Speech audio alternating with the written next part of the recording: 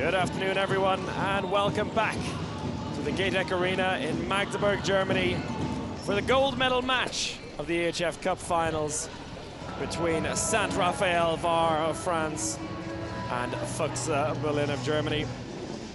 These two sides came through two very tight battles in Saturday's semi-finals, and it is my delight to bring you this gold medal match. Will it be the very first EHF Cup triumph for a French team, or will the German stranglehold in this competition continue? We're just 60 minutes of handball, maybe even more if things go to a draw, but 60 minutes away from finding out. Saint-Raphael Var, they upset the hosts SC Magdeburg yesterday in a thrilling match which went right down to the wire. It was a final second save from Mihai Popescu, which kept Saint-Raphael in the lead at the final buzzer and has booked them a spot in today's decider. Their EHF Cup finals, their second appearance at this level. Last year in Göppingen they finished dead last, 4th out of 4 teams.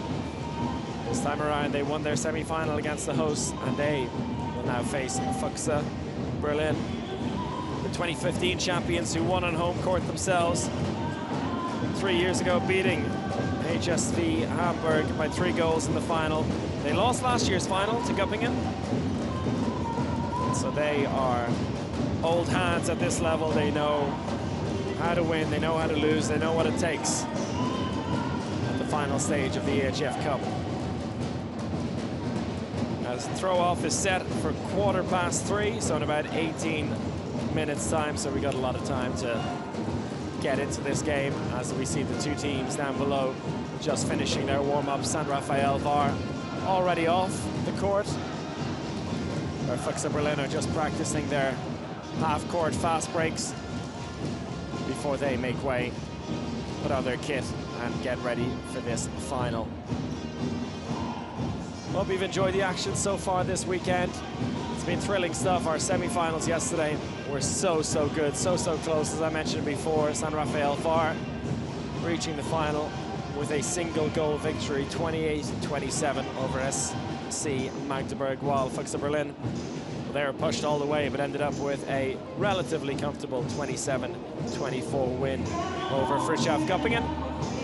And if you've just joined us, it means you missed our 3rd place match from earlier on this afternoon, where the hosts SC Magdeburg managed to regain a bit of pride in front of the home crowd. They picked up a nice 10-goal victory to finish 3rd this season. 63 teams began this EHF Cup campaign at various stages. Just 2 teams remain in the hunt for gold. It's also a little battle for the top scorer trophy as well, although I'm pretty sure both of these players involved will not be thinking too much about that. But we have Hans Lindberg, the right wing from Füchse Berlin. He currently leads the top scorer chart with 76 goals for the season. He scored 9 yesterday, adding to his total, which was 67 coming into this weekend. And he's up against Raphael Cousteau, the left wing for Saint-Raphael Var, who scored an incredible 11 goals of all shapes and sizes yesterday for Saint-Raphael Var, which helped book their spot in the final and also brings him within 3 goals of the top scorer spot. So it's Hans Lindberg 76, Raphael Cousteau 73. These two players will be playing quite literally opposite each other throughout the game today. Left wing versus right wing, so another little battle to look out for and enjoy in this match, which is full of 2 teams with 2 very different styles, 2 very attractive styles of handball. But one thing we noticed yesterday as well was the centre-back battle is going to be cracking between Berlin's Fabian Vida, who had a huge say in the game yesterday. The left-hander also plays as a right-back, but played mostly as a centre-back yesterday. He dictated the game very well, and he seems to enjoy the freedom of playing at centre-back. It provides the power that he gets. He doesn't have to move the ball on straight away. He doesn't need to either take a shot or pass it to the wing, at a moment's notice, he gets to calm down a bit, have a look around. And he enjoys that very much, it seems. As for Danny Sarmiento, his opposite number in the centre-back position for Saint-Raphaël, well, he's just a bit of a magician, isn't he? The Euro champion from January. The Spaniard also had a big part to play in yesterday's victory. A very tricky player, a very calm and collected player on the ball. He seems to be in no rush when he's looking up, seeing where he can find a gap one way or another to break through or set it up a teammate. So another fascinating battle we'll see between those two players this afternoon. And these two teams know each other incredibly well. They're almost like domestic league rivals. They're meeting for the 6th time in 15 months, believe it or not. They've met in the EHF Cup 5 times over the last year and a few months. And we've seen 2 Saint-Raphael victories. That was in Berlin earlier on this season in the group phase. These sides met twice. Berlin then got revenge a couple of weeks later in France. They also met in the semi-final of this very competition last year, which was a comfortable 35-24 win for Berlin. But then earlier on that season as well, they met twice in the group phase, in which they shared a victory each. So it's 3-2 in the head-to-head record for Füchse Berlin. So Saint-Raphael, they're due a victory. But as I said at the top of the show, we have not had a French winner of the EHF Cup yet. They've come very, very close. No side have won it yet, whereas we've had 18 German champions in the 25-year history of European Cup competition. Nantes side heading to the Velux EHF Final for next weekend. They lost 2 home finals back in 2013, the very first edition of the EHF Cup finals. They lost that to Rhein-Neckar Leuven. And in 2016, they lost against Frischhoff Göppingen. And the only non-German side to win this title in its new format, which was introduced in 2013, was PIC Szeged, who beat, believe it or not, a French side in the final. That was Montpellier. Montpellier, another side, going to the Velux EHF Final for next weekend. And that competition next weekend in Cologne is jam-packed with French talent. There are 3 teams out of the 4 going to Cologne. That's PSG, Montpellier, and HBC Nantes. The only non-French team in that Final 4 is the defending champions, HC Vardar. So we'll have a French team no matter what in the final next weekend, and we've got a French team in the final here, perhaps signaling a change in the club dynamic in Europe. France gaining more and more strength all the time, not only in men's handball, but also in women's handball, signing some big players next season. Also, the French women's national team winning the World Championship back in December. The French men's national team have been among the dominant teams for the last decade or so. So French handball has probably never been in a healthier space than it is right now. And how sweet would it be for French club handball should Saint-Raphaël upset the odds for a 2nd day in a row and claim the title today.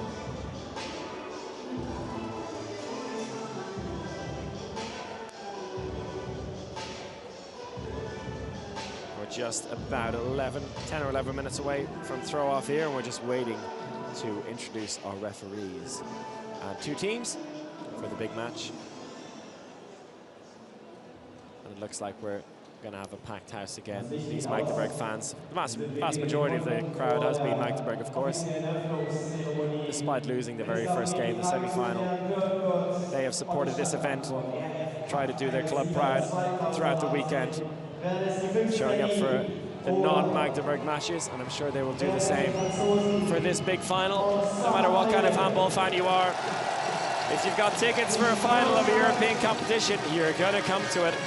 So hopefully we will see all 7,800 places in this Gatec Arena filled up. It'll also be interesting to see who these fans support. I have a sneaky suspicion, sneaky feeling that the Magdeburg and the Frischhoff Göppingen fans will be supporting Saint-Raphael Var, particularly the fans from Magdeburg who have got a very healthy regional rivalry with Füchse Berlin, I could say. They are not unaccustomed to having a bit of a pantomime approach to Füchse Berlin and their goalkeeper, Silvio Heinevetter.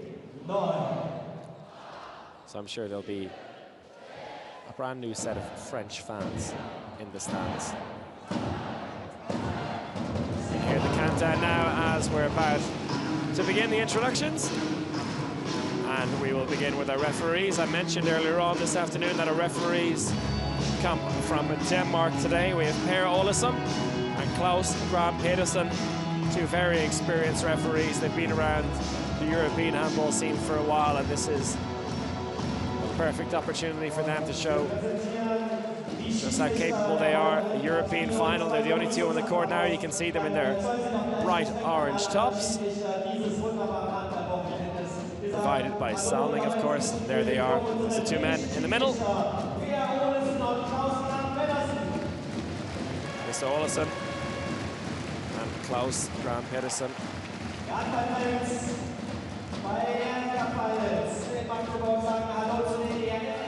And even in the dark, you can see on the top left-hand corner of your screen, there's a hint of bright yellow up there. That is the Saint-Raphaël traveling support. There's about 30 or 40 of them here in this 7,800 capacity arena. They're going to make plenty of noise, and I'm sure they're going to be supported by the Magdeburg fans as well.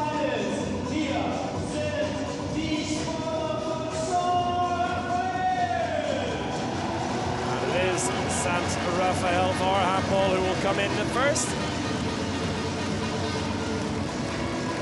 In the brightest and I would say the nicest set of kit at this EHF Cup finals. The yellow and turquoise. They're led out by number 10, Aurélien Abeli, who, alongside Geoffroy Krantz and Wissam Hammam, will be retiring at the end of the season. So one last chance for European glory for these boys.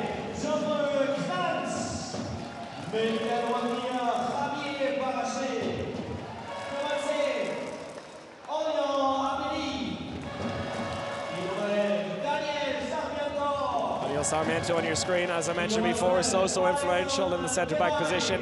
He'll have a big part to play today. Number 14, Alexander Lingard, had a fantastic game yesterday as well on the line. And number 20 in the middle of your screen, number 20, Raphael Cocheteau, top scorer yesterday with 11 goals in the middle of a top scorer battle with Hans Lindberg.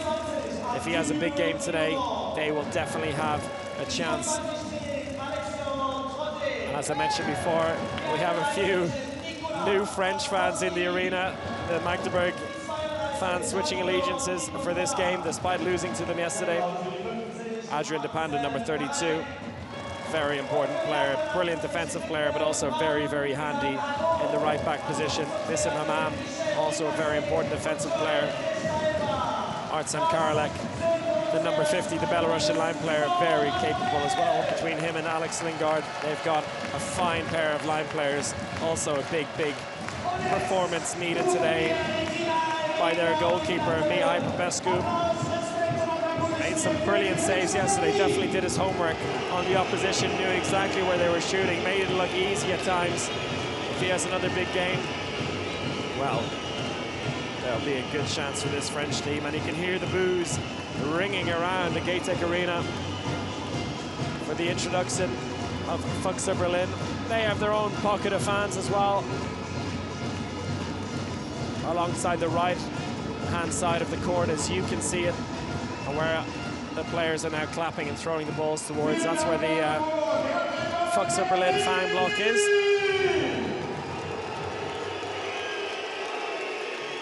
But you don't need to be told twice where this capacity crowd's allegiances lie.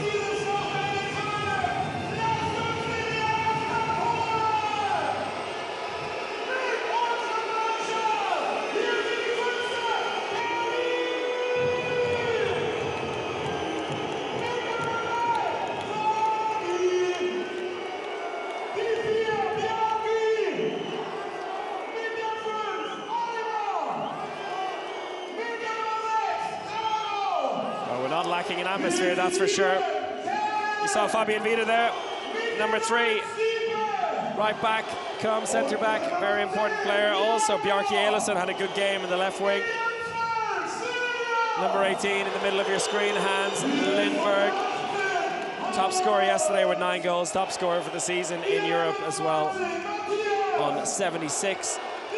Matthias Zachariasen, number 21, also had a bit of a revelation this season playing in the backcourt. He's usually a right wing, but his performance in the semi-final of the EHF Euro for Sweden at right back showed that he was a very, very capable backcourt player, and he's been used there by Füchse Berlin throughout the season in the centre and in right back.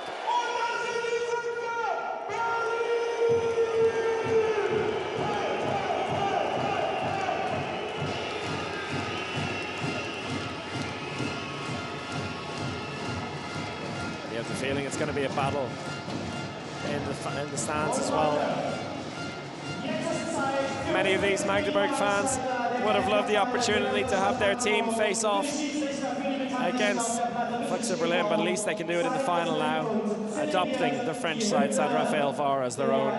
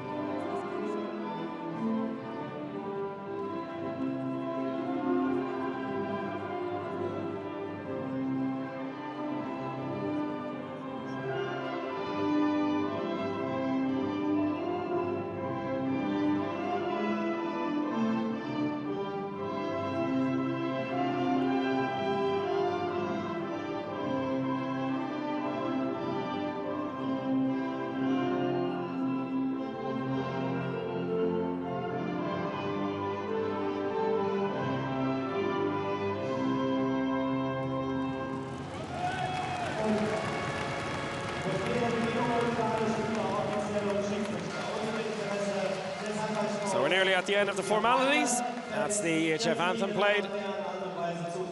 And then the players will exchange pleasantries. And then we're going to rock and roll with the final match of the Otterstadt Magdeburg men's EHF Cup finals. And a quick look at the Saint-Raphael Var team today. Rafael Cocheteau, watch out for him on the left wing, number 20.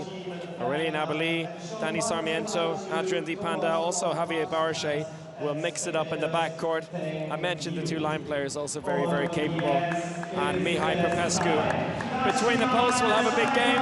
There's their coach, Joel De Silva, mastermind this turnaround from 4th last year in the EHF Cup finals to reaching the final. As for Füchse Berlin, Silvio Heinevetter or Peter Stockel, who will it be between the posts? Stockel, number 71, was the hero yesterday, 42 years of age, believe it or not. Bjarki Eilison, number 4 in the left wing, watch out for him. Johan Koch on the line, had a pretty good game, 77. Hans Lindberg, the only man on the right wing out there for Füchse Berlin, number 18. Then we'll probably see Matthias Zachariasen playing at right back, number 21.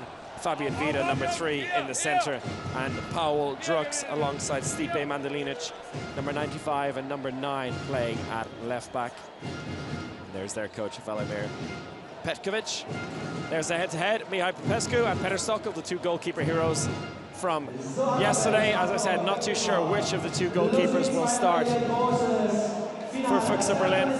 And the top scorer battle, Rafael Cocheteau, 73 goals this season. Hans Lindberg, 76 goals this season. One of these 2 will pick up the top scorer award. Will it be also the same man to pick up the gold medal? And one last look at our Danish referees today. Per Olesen and Klaus Kram Pedersen. Going to get things started in just a moment's time. As I look down below, it is indeed Silvio Heinevetter who will begin between the posts for Füchse Berlin. The pantomime villain in the Gatek Arena. Didn't have a great game yesterday, was replaced before half-time. We'll see if he can step it up today. He'll have a big part to play if Füchse are to win. Jakub Goyen starting in the center.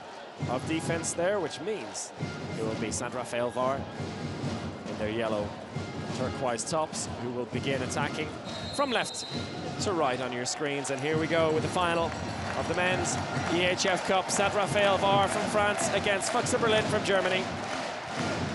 Will it be title number 19 for Germany or title number 1 for France? 60 minutes of handball is going to tell us. We have Sarmiento, Dipanda, and Geoffroy Krantz starting at left back, and it's Krantz on the ball now. He plays it, he goes for the shot, scores, but it's no goal. And you can hear from that cheer that Magdeburg has turned French this afternoon. Sarmiento gets us going again with Dipanda. Line switch. And it's Krantz again. Dipanda. Krantz goes down, ball into the line, but the referees stop it. And a 2-minute suspension early doors here for Jakub Goyon. Referees not messing around here in the first minute of this final. Not happy with the high challenge on Krantz. And Artsem Karolek was given the ball, but the referees blew their whistle before, and it's Karolek who will get us going again. So, a one-man advantage for the first 2 minutes here for Saint-Raphael. And it's Krantz into Sarmiento. Sarmiento goes out to the left, finds the line, shot, goal! First of the game after a minute played. Nice, simple handball. Ball into the line there to Artsem Karolek. And he bounces it into the roof of the net. Between the legs of Silvio Heinevetter.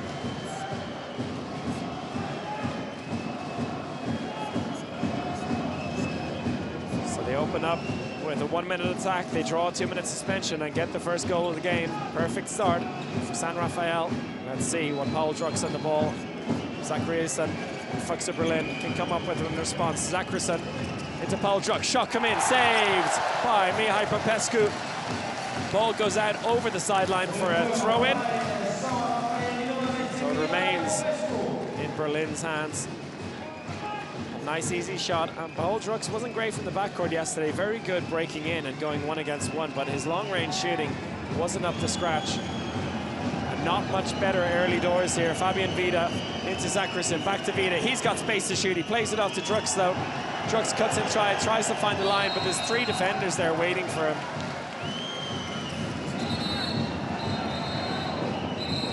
And Hans Lindberg ends up on the ground there. Rafael Kosto gets himself a yellow card for bundling Lindberg over.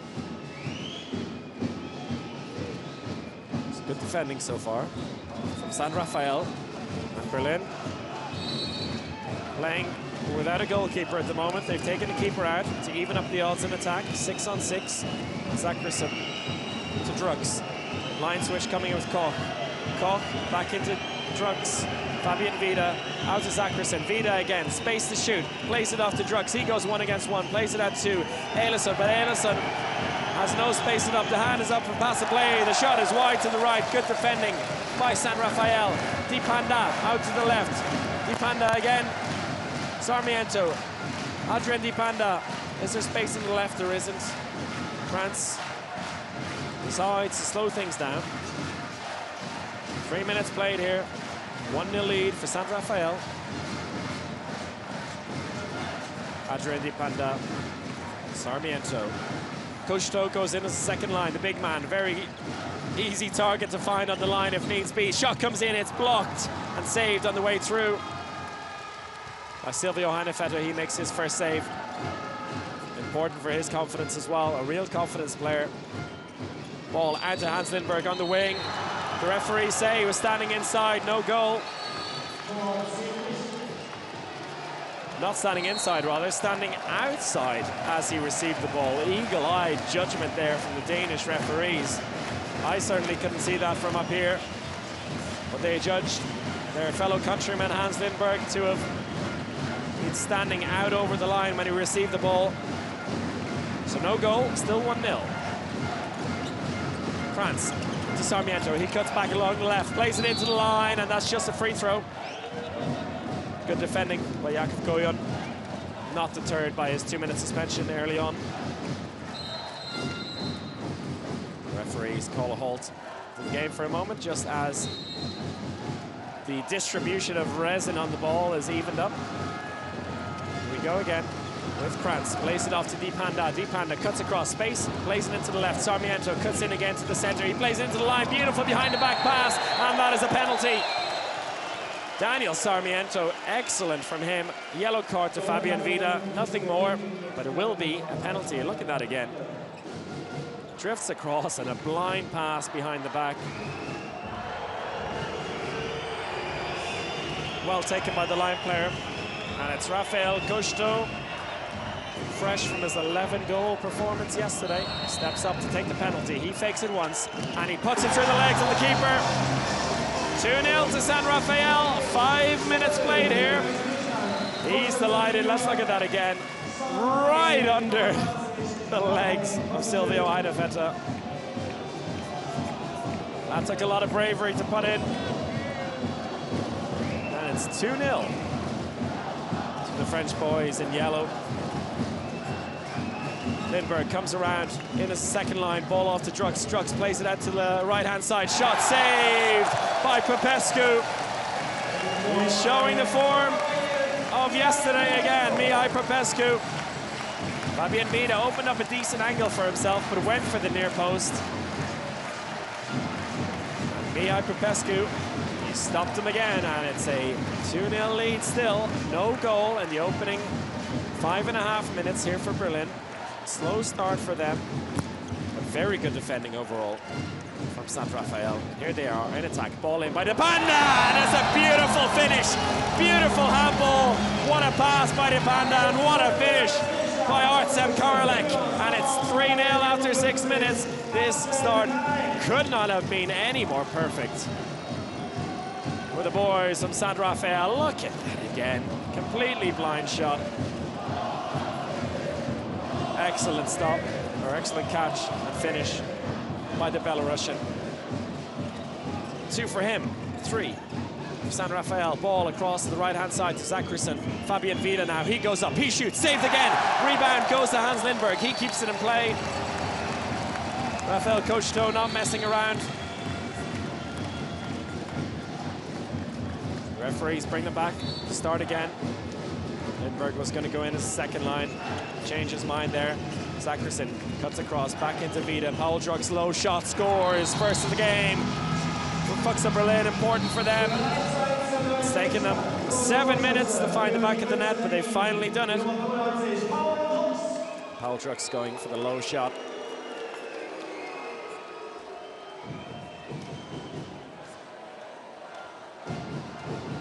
There it is again. Just catches Popescu out on his right leg. So Füchse Berlin off the mark now. That'll settle the nerves a bit. Cocheteau comes in, goes into the line. Sarmiento has a look around. Sarmiento plays the line again, and it's saved by Silvio Heinevetter. He just keeps it out. Good stop by the German international.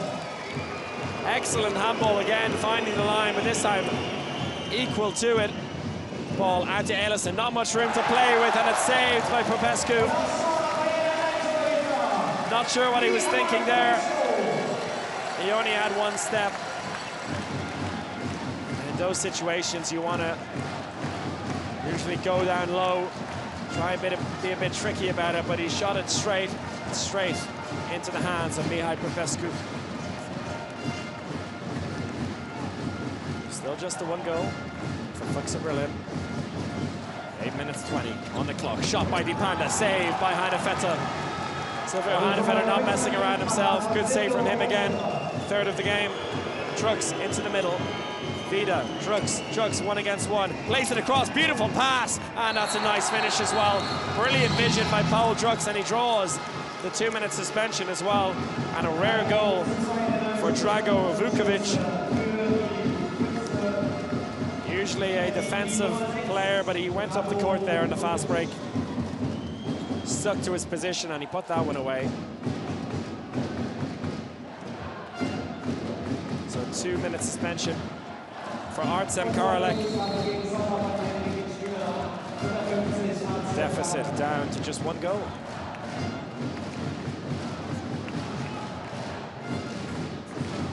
So Alexander Lingo, a very good game on the line yesterday for Saint-Raphaël. He gets his first action of the match. France in the middle, Dipanda on the right. Dipanda coming in now as Koshto goes in as a second-line player. Sarmiento goes alone, breaks through, but too many steps. Called by the referee. No goal for him. Heinevetter takes it away. Ball out to the left-hand side. Eilison doesn't fancy it, plays it out to Drunks. They'll slow things down. So despite going 3-0 down, Füchse Berlin have kept things calm. Playing much better in attack now, particularly from Paul Drux. And here he is on the ball, and just as I said it, he fires one in from the backcourt.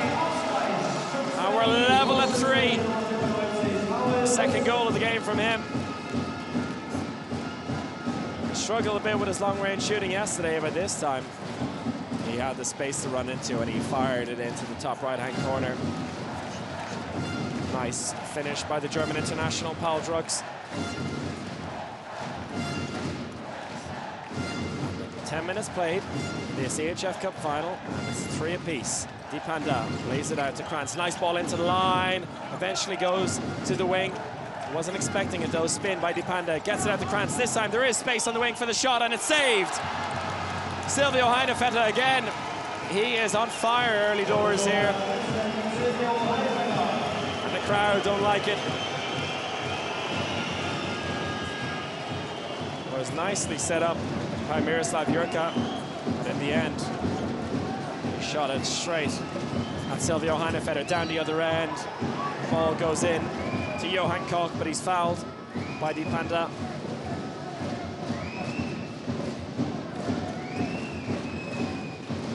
Zackerson comes in the attack on the right-hand side. Zackerson, Vida into Drux. Paul Drux, long range again. He's full of confidence now. 4-3 to Berlin. They've taken the lead. 4-goal run for them. Oh, the ball is thrown away, but a foul on Dipanda. So that's 3 goals now for Paul Drux. And Berlin are up by 1.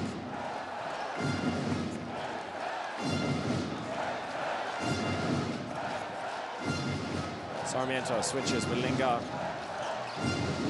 Ball into Dipanda. He's down the left-hand side. A bit out of position there. Here he is on the ball. Plays it back inside to Krantz. Looks for Sarmiento. Sarmiento goes 1 against 1.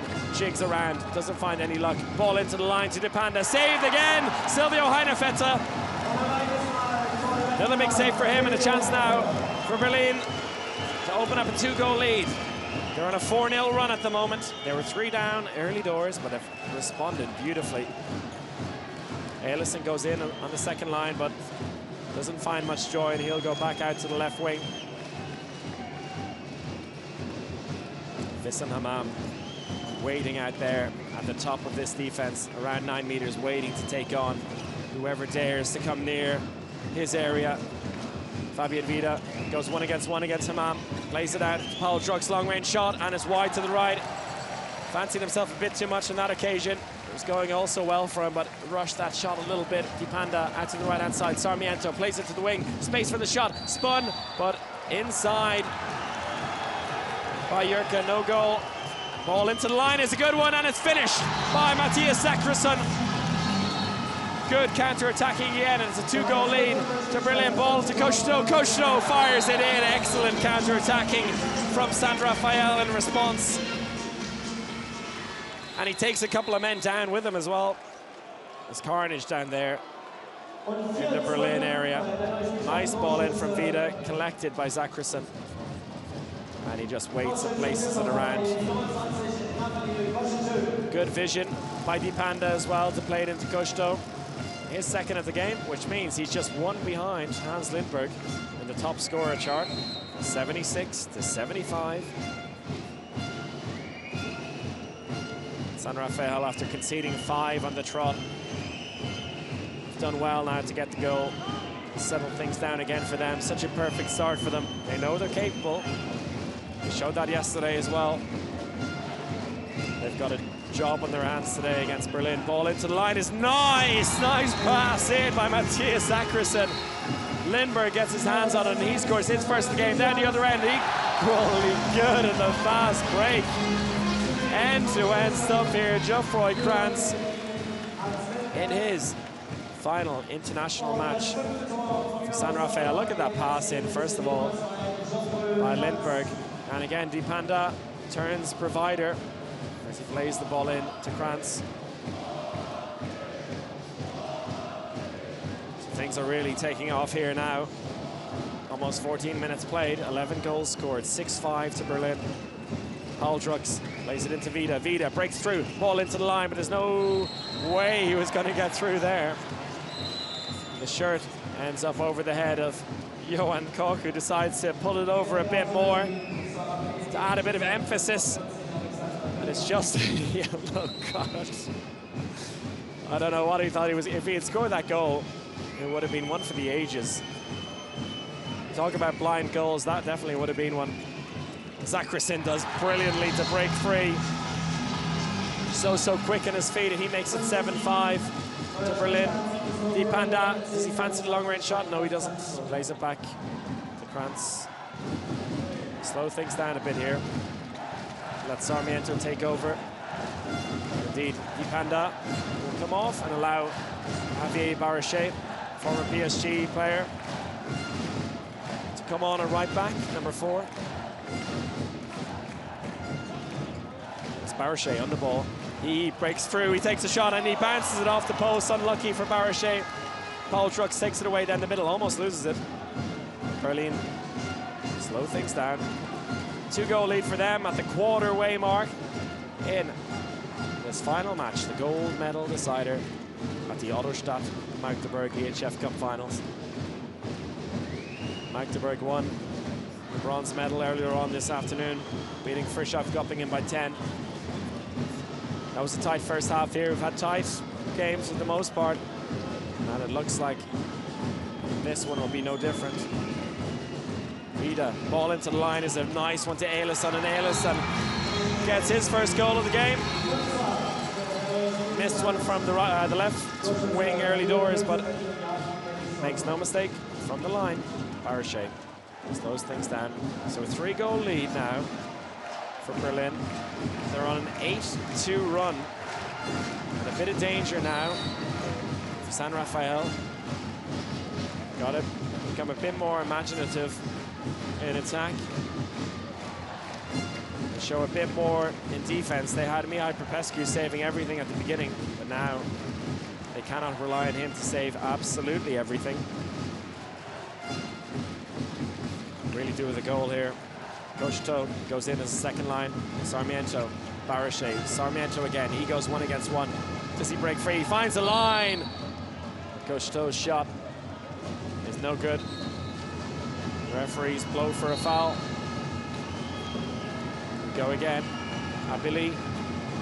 Sarmiento into the line, and an attacker foul called against Alex Lingard.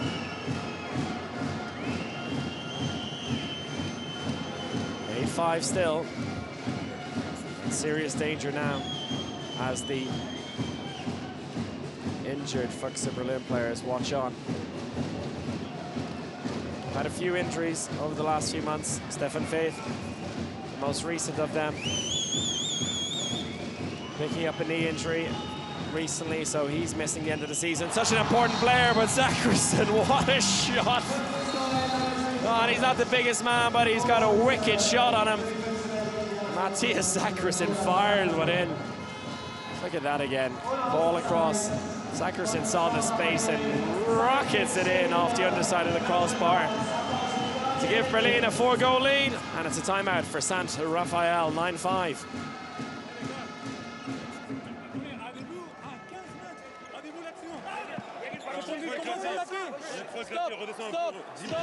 Stop. En attaque, on va attaquer un set un peu, d'accord? Ok? En En attaque, on trouve des solutions à 6 mètres, donc on se calme, ça va revenir. Restez concentrés. En défense, on est en train de s'ouvrir de partout. On a pris 4 buts sur des merdes. Reconcentrez-vous, soyez plus compacts. Hey, on revient tranquillement dans la mi-temps, ok?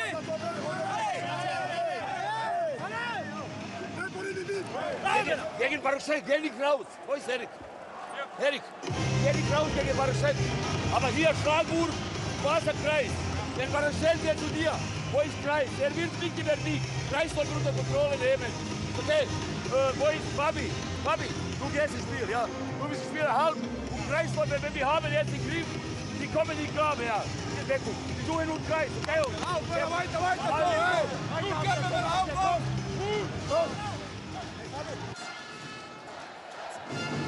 Saint-Raphael Var coach Silvio Silva looking for a bit of calm and some set play in attack now. It's exactly what they need. 4 goals, a dangerous margin. They need a response here. Abeli out to Sarmiento, shot from Cochito, and he fires it in. So simple. He makes it look every time. Rafael Cochito doesn't need much space. He's got a huge wingspan, and he just reached around Heinevetter there. Just sneaks it in the far post. A 3-goal deficit. Zackerson in the middle. Trucks on the left-hand side. Vida waiting at right back. Zackerson goes 1 against 1. Plays it off to Vida. He's got space. Drugs runs into a bit of trouble. There's space in the wing for Lindberg. Lindberg! As Lindberg scores. 10-6. Sarmiento, Barachet, Sarmiento again. And an attacker foul called against Artsem Karalek, I think. The referees are discussing, and it looks like they want to check the video replay. See if there was a serious infraction there on the line.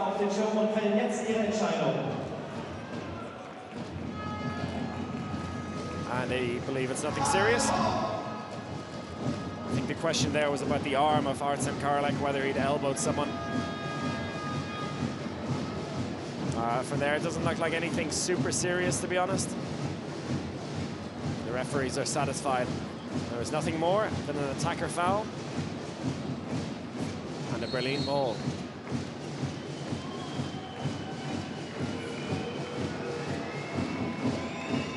Trucks. Listed on the left-hand side. Trucks again. It's all happening down the middle here. They're opening up the space for the likes of Hans Lindberg. With their speed, they move it so well. Zackerson, Trucks, Vida, Zackerson on the left-hand side. Vida in the middle now. They'll have a chance to reset.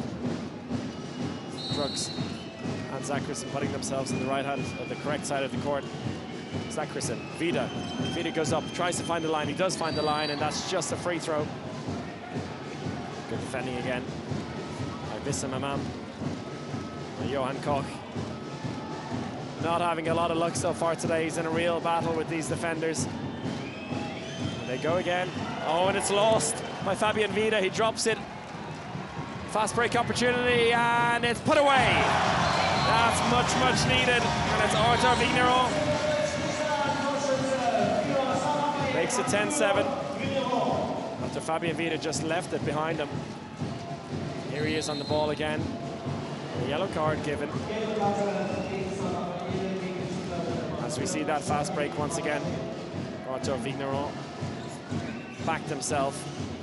Fired it into the top left-hand corner past Silvio Heinevetter. Warning for Javier Barachet for that challenge. Paul Drucks in the ball now. Line switch with Koch. Back into Drucks. Vida in the middle now. Vida out to Zackerson. Zackerson tries to find some space. Attacker foul. No, it's a penalty. Zackerson's not happy. The crowd are not happy either. I think they're not happy for 2 very different reasons. Sarmiento with his feet inside. Otherwise, I think it could have been an attacker foul. But inside defending, and a penalty to Hans Lindberg. He fakes it once. And he fires it past Mihai Popescu into the bottom right-hand corner.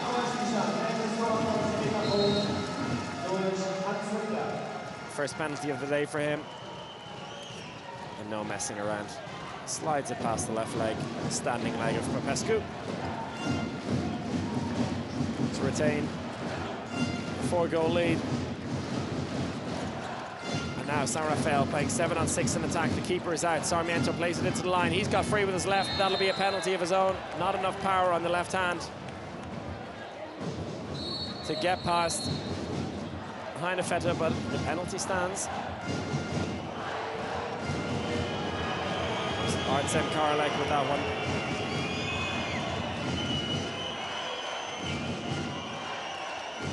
It's Rafael Gusto up against Silvio Heinevetter. As you can see there, over 40% saving so far. Good return from him. Gusto, he fakes it once, leans to the left and shoots to the right. 3-goal deficit again.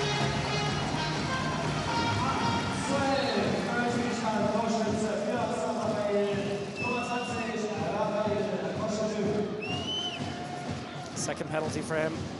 This battle between the two wingers, Lindberg and Gusto, right beside each other, down in the top left-hand side of your screen there. Rage is on. I think Lindberg is still just about ahead. Drux into Vida. Vida goes 1 against 1. Out to Drux again to the left-hand side. Not much space to play into. Plays it again. Koch is down. Eilison tries to go in as a second line. Referees are happy with the defending, but that's a great interception. Berlin come away with its space on the right-hand side for Hans Lindberg. Saved! Popescu. Saint-Raphael come down the other end. They have an overlap on the left-hand side. They play it out to the left. Oh, but it's stolen again. What covering by Fabian Vida. End-to-end stuff here. And a bit of an interaction between Fabian Vida and the Magdeburg fans. But excellent defending on both sides. The same can't be said for the attack and that little phase of play. But after almost 23 minutes here, it's 11-8 to Berlin, and they're on the ball. Ball into Zachrisson again! Matthias Zachrisson fires it in once again. What a shot. Seen 2 of those whipped in. Sidearm shots from the left. Let's look at that again. Look, this time not quite under the crossbar, or in off the underside of the crossbar, but it's high enough to go over Popescu, powerful enough to go past him. Excellent play so far from the Swedish international. Ball into the line to Lingard, and Lingard makes no mistake. The gap is down to 3 again. This is important for Saint-Raphael to keep responding to these goals. They cannot afford to allow the deficit to grow to anything beyond 4 goals. And as we've seen in all 3 of our games so far, these EHF Cup finals, towards the end of the first half, the team that have been down 2 or 3 have tended to find a bit of a second wind, or just stayed concentrated until the end of the half and come back a bit. And there's an attacker foul. We'll have to go back. And eventually Popescu will get us going again as Jeffroy Krantz comes off. Danny Sarmiento comes on. And Popescu will also make way, allow Abeli to take the court. So Saint-Raphael can play 7-on-6 in attack. No goalkeeper home. Empty net. Down the other end. Ball in, Sarmiento. Barachet. Barachet again in the middle now. Plays it off to the left-hand side. Abeli breaks free. He earns the penalty. He's impeded on the way through. Heinevetter's having none of it, and it's a 2-minute suspension given to Fabian Vida.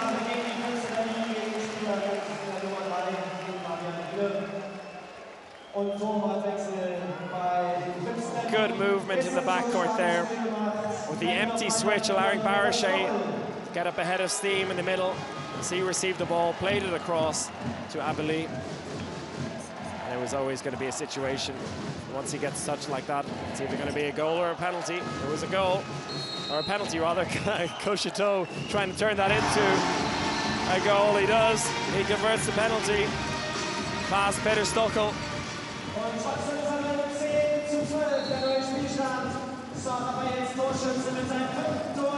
Peter Stockel, who was the hero yesterday in goal for Berlin. Not much you can do about that one.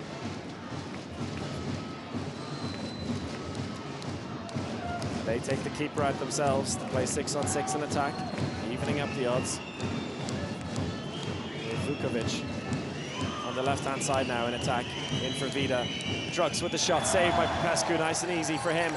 Good chance of a fast break down the left-hand side. Koshto, will he go 1-against-1? Oh, he bounces the ball too many times. Referees say it's not a double dribble. They continue. And a yellow card given to Velimir Petkovic for his over-protesting. I think actually Saint-Raphaël would be pretty annoyed with that. They had an overlap down the right-hand side. The referee stopped play due to Petkovic's exaggerated pleas for a double dribble. Well, that angle didn't help whatsoever. Zackerson was in the way there. We'll take the referee's word for it. Ball out to the right-hand side. Barachet shoots, and he finds a way past Silvio Heinevetter. Could have done better with that, Silvio Heinevetter, but he lets it slide past him. And it's just a one-goal game now. 4 minutes left in the first half. And just like I said, these final minutes of the first half, the trailing team have found a way to claw their way back into the game. Bit of discussion there between Danish referees and Swedish right back. Still complaining about the double dribble, which was or was not given.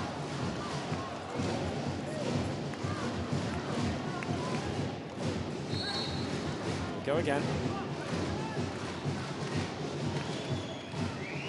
6-on-6 in attack. Nobody at home between the posts for Berlin. Vukovic switches with Koch. He goes out to the left-hand side. Drugs now in the middle. Paul Drugs. Vukovic, Paul Drugs. Zackerson fakes it. He plays it back inside again. Space on the left-hand side. Cut back inside, though. Space there. They have to move it. That's better. Vukovic, he bounces it over, but he earns the penalty. Gets a whack in the stomach as well for his effort.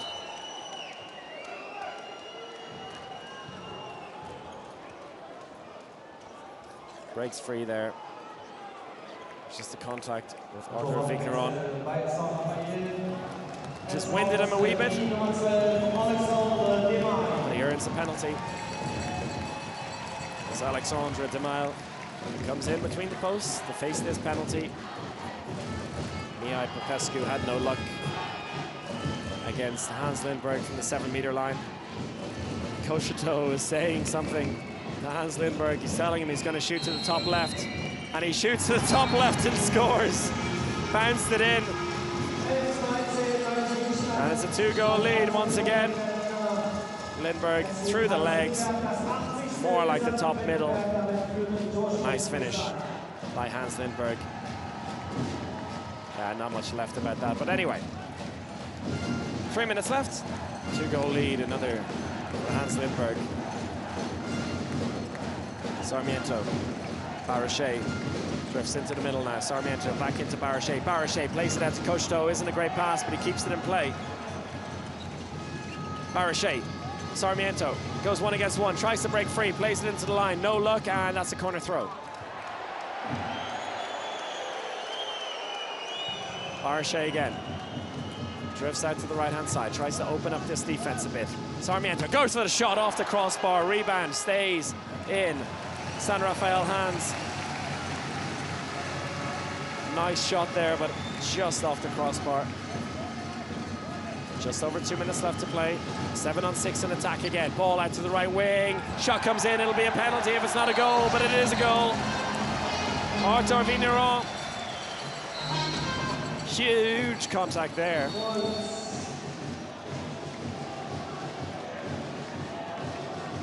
And the delegate tells the referee that Joel de Silva deserves a yellow card for his protesting down the other end. You can see there's a trip on Vigneron. He manages to just about squeeze it in past Silvio Heinevetter, his second of the game. Once again, a 1-goal deficit. Zakrusen. Schmidt on the line now. Vida back in play in the center. Fabian Vida goes out to the right-hand side. Vida again out to the left now, tries to find the line. He does find the line. That'll be a penalty. Good work by Vida and by Eric Schmidt. He earns the penalty, had a bit more luck than his teammate Johan Koch. So a penalty and a 2-minute suspension for Alexander Lingo.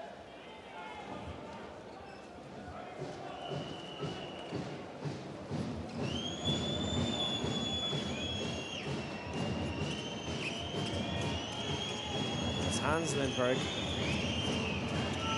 steps up to face another penalty, fakes it once, leans to the right and scores to the right. 2-goal lead again for Berlin. Hans Lindberg is the man. 3 out of 3 from the penalty line. Sends Popescu the wrong way. And Popescu comes off. Saint-Raphaël go for 6-on-6. They're a man down now with a 2-minute suspension. Abili in the center. Barochet, a line switch with Karolek. Karolek back into Barochet. Aggressive defending from Berlin. Happy to step out and take them on. Shot comes in, and that's a penalty. Will it be any more, or just timeout? Just timeout. Let's look at that one again. And yeah, you can see inside defending by Drago Vukovic as Abili skipped back inside.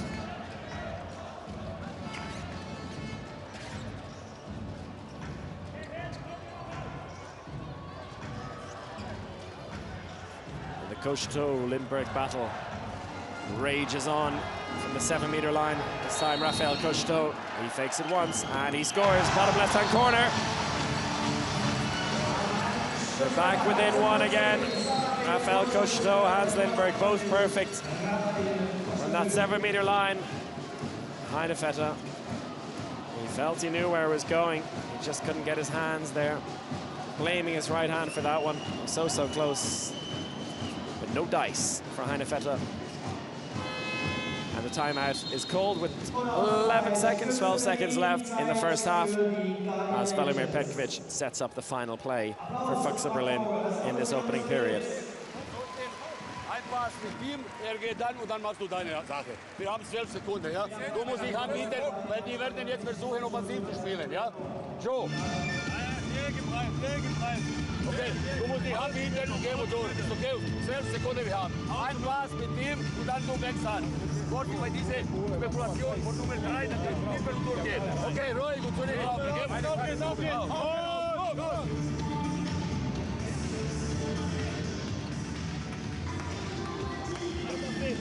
Je pousse le pivot vers le mec et je retourne sur l'externe. Après, ça veut dire que c'est du parcours. Oui, mais c'est pas grave, je pousse en zone et je retourne sur l'externe. On laisse au lieu de Ricard. Je le pousse et je mets. Attention, si lui vient, il vient ici, il a pas fait comme ça, il est venu comme ça. Il faut qu'on plante, on lance que lui il est. Sors. On laisse la passe, on met ses secondes.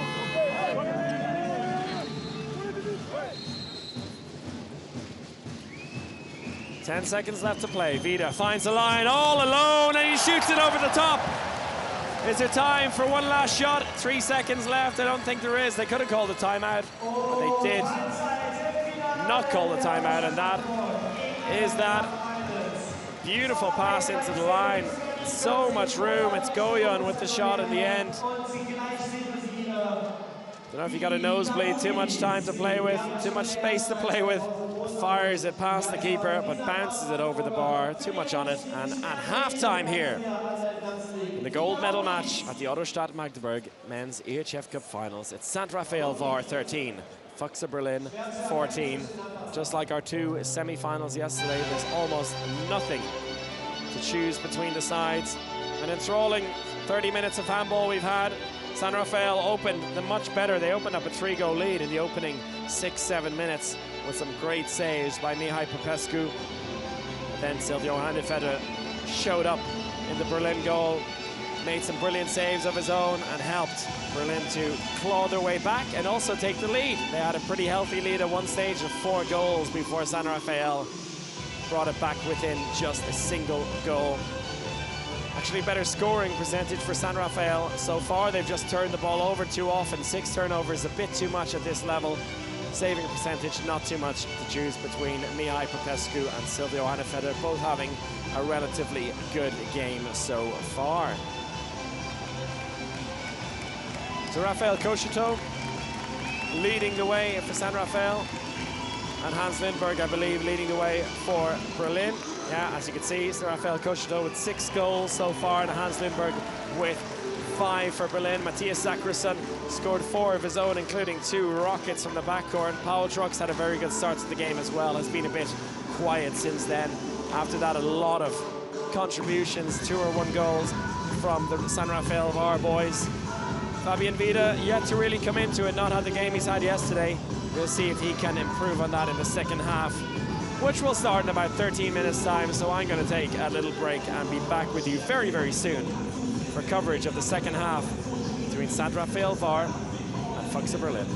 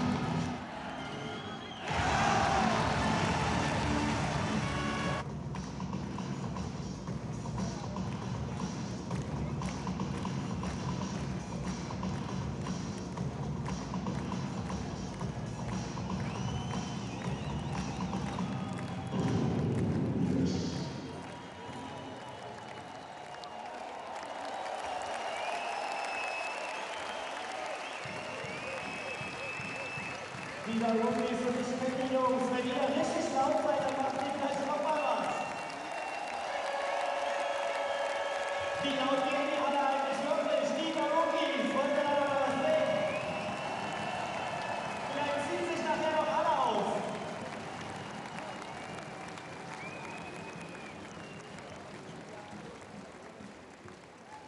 Schade.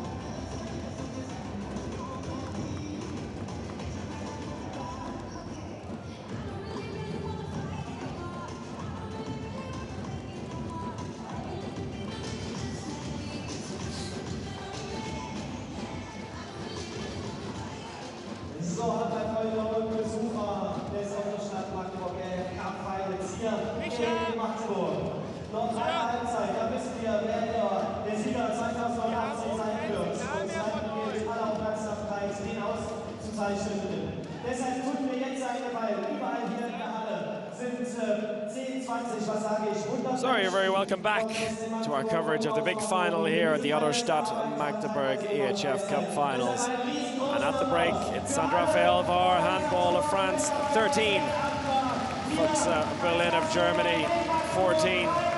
And as you saw from those highlights, it's been a fierce game, some fantastic handball all around, some moments of absolute brilliance, and both sides really showing that they have what it takes to come out on top. But of course, only one of these two teams can do so. Let's see from our top scorers list there. Raphael Cousteau on 6, one ahead of Hans Lindberg on 5. They have their own little battle going on for the top scorer trophy.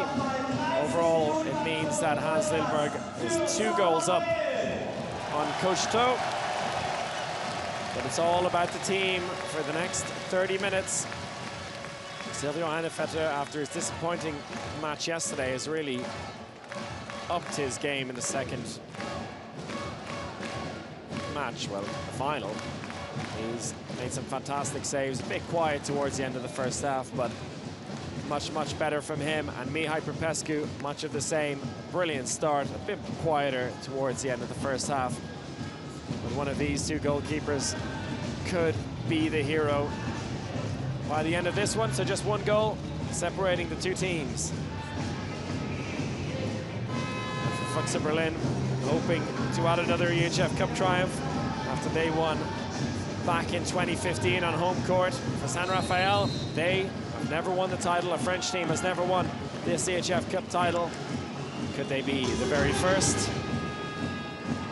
We're just 30 minutes away from finding out and attacking from left to right on your screens.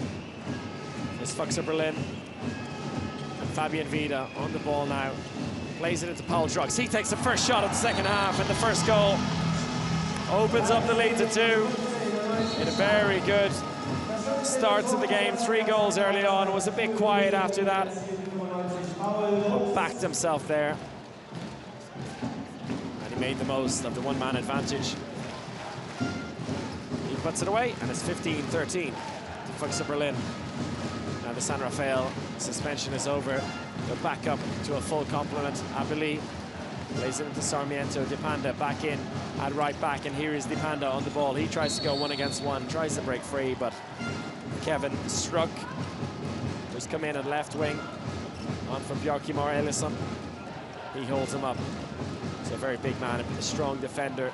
Struck, ball into the center. Sarmiento back at Dipanda. Dipanda, a wild shot is wide to the right. Vida takes it away. He's in the middle now. Looking out to the left-hand side. Paul Drucks again. Back into Vida. Jakub Goyon makes way and allows Matthias Zackerson to come in at the right-back position. Some excellent shots from long range from Zackerson in that first half. And here he is on the ball. Not the biggest man, but he's got a wicked shot.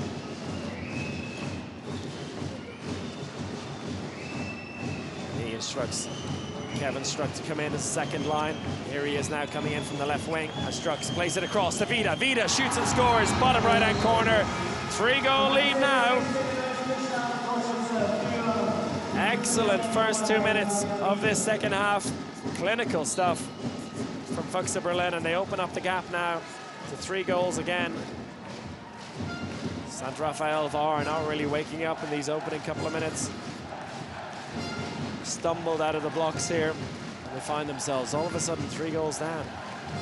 Dipanda, Abili plays it out. No, he goes alone, shoots and earns just a free throw. 2-minute suspension though for Fabian Vida. I believe that's his second of the game. He's dumbstruck by the decision. Not a happy camper at all. See. Just about makes his way off the court. See, it was his late challenge. Abili had broken through already. The shot was going wide, so a bit of a waste there. Ball out to the right-hand side. The space there for the shot. It comes in. That's a penalty. Will it be another 2-minute suspension? The referees will have to decide between themselves. Heinevetter and Karolek sharing a few words there. Heinefetter's not happy at all, but it looked to me like it was a foul. Just look at it again. Question is there whether the defender had come across Kevin Struck and whether he had stood his ground. And his shot is saved. Rebound saved again! Silvio Heinevetter. Double save from the German international, and that is an excellent start to the second half for him. Saves it once from Kosto, and once again, straight down the middle, and look at that celebration. He was waiting for it, knew exactly where the shot was going. Kosto had time on his hands, but rushed it. Could have placed it anywhere but there. Still no goal in this second half. Saint-Raphael Var. In a bit of danger here early doors. Basically the complete opposite of what we had at the beginning of the first half, where Saint-Raphael opened up a 3-goal lead in the first 6 minutes. 3 minutes played here. Joel Da Silva has got some thinking to do on that Saint-Raphael bench. Vukovic plays it into Zakrison. Zakrison again in the middle, long-range shot blocked down this time. They're not going to let that happen to them again. Vukovic waiting in the middle. Drux plays it to him eventually. Vukovic back into Drux, but it's stolen. That's a poor pass. Fast break opportunity. Koshito, 1 against 1. Heinevetter can't do anything about it this time. Makes up for that penalty miss. Poor pass in there from Vukovic. Easily intercepted. And good fast breaking down the other end. That'll help settle the nerves now for Saint-Raphael Var. 7th of the game for Rafael Kosto. Zakrison plays it in. Line switch now with Schmidt. Zakrison on the ball again. Paul Drux finds himself in the middle. Zakrison, Drux. Off to the left, Paul Drux again. Looking a bit lost in the attack there. Zakrison goes alone and somehow manages to sneak it past the keeper. Geoffrey Carantz plays it out to the right. Ball into the line, goes nowhere. Fast break opportunity for Lindberger. Zakrison. Zakrison's all alone. Time, and he puts it away. 4-goal lead for Füchse Berlin. 2 goals in quick succession for Matthias Zakrison. And there's the timeout called by Joel Da Silva, much earlier than he would have expected. After almost 5 minutes of play here in the second half, it's 18-14 to Berlin.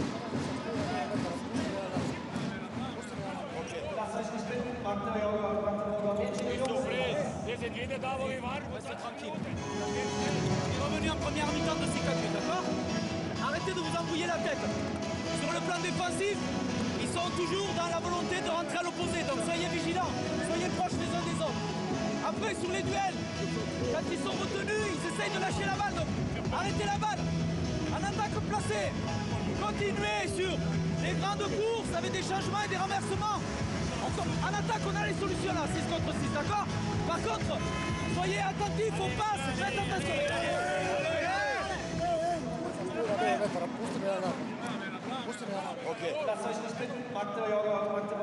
Bist du frei? Wir sind wieder da, wo wir waren, vor 20 Minuten. Das geht schnell. Hier ist wichtig, jetzt kommt Jungs. Wieder kommt 7. Mann, 100%. Jetzt Bewegung, kommt nur Wurf von außen kann kommen, ja? Lass uns nicht sperren nach Halbposition oder diese Hause sperren, wenn sie machen da. Maximal. Druck gegen Kreis, hey! So change between the posts for Saint-Raphael. Alexandre Demal comes in. Down the other end, Saint-Raphael in attack. Abili, Sarmiento. Sarmiento again. Dipanda waiting on the right. Dipanda on the ball now. Plays into Abili. Low shot, wide to the right. They really just forced that shot in at the end. Not an ideal setup.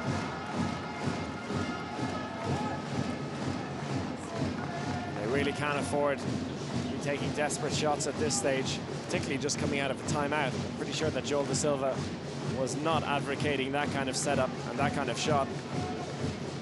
Line switch, Schmidt to Vida. Vida tries to find the wing. Intercepted. And it stays. Füchse Berlin ball.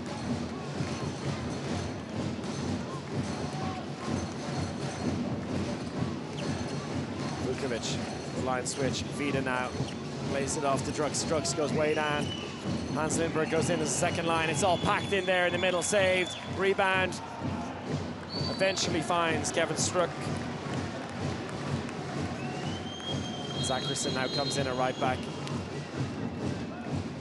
to inject a bit more pace into the ball.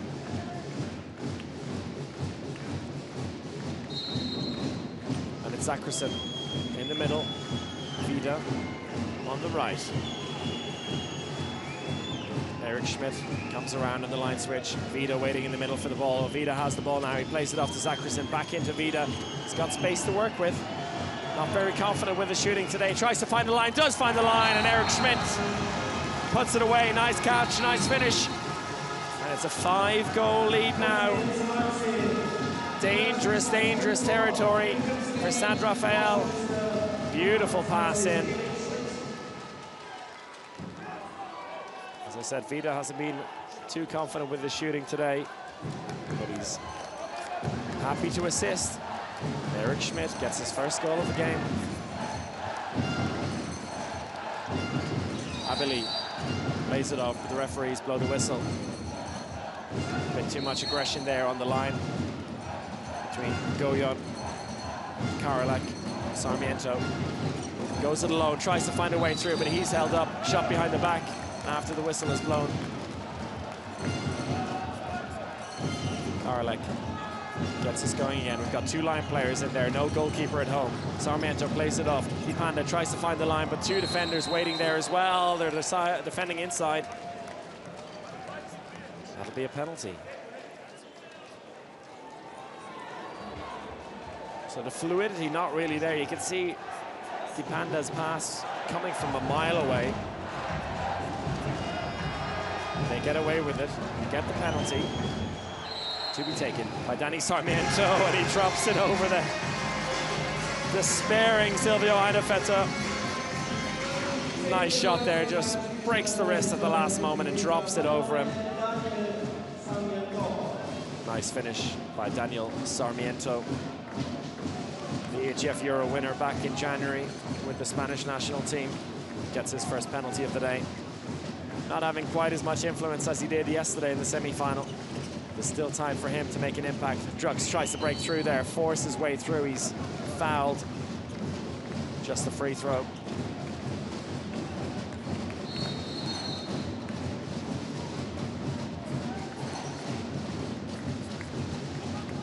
Sweeping up the sweat there.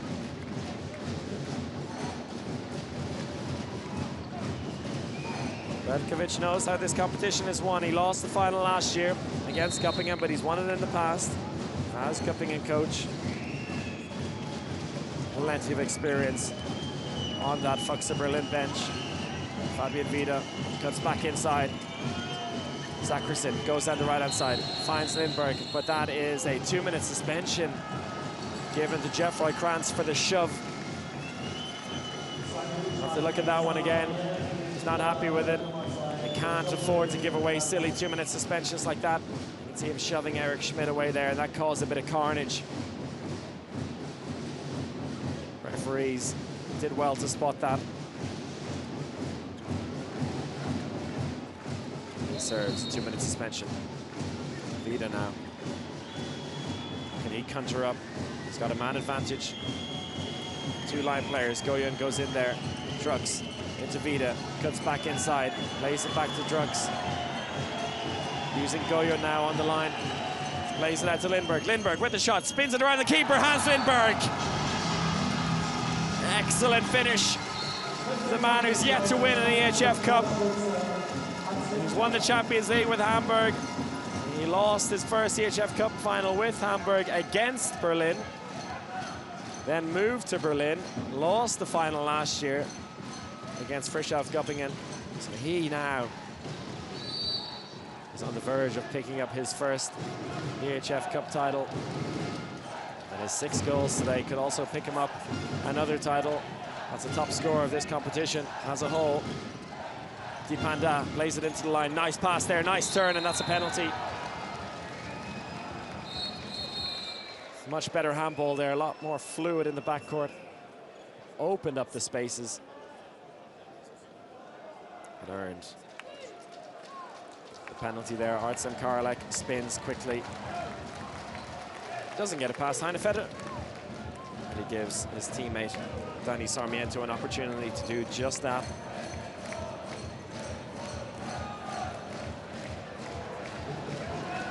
Danny Sarmiento sets up to take the penalty. He fakes it once. What'll he do this time? This time puts a bit more into it.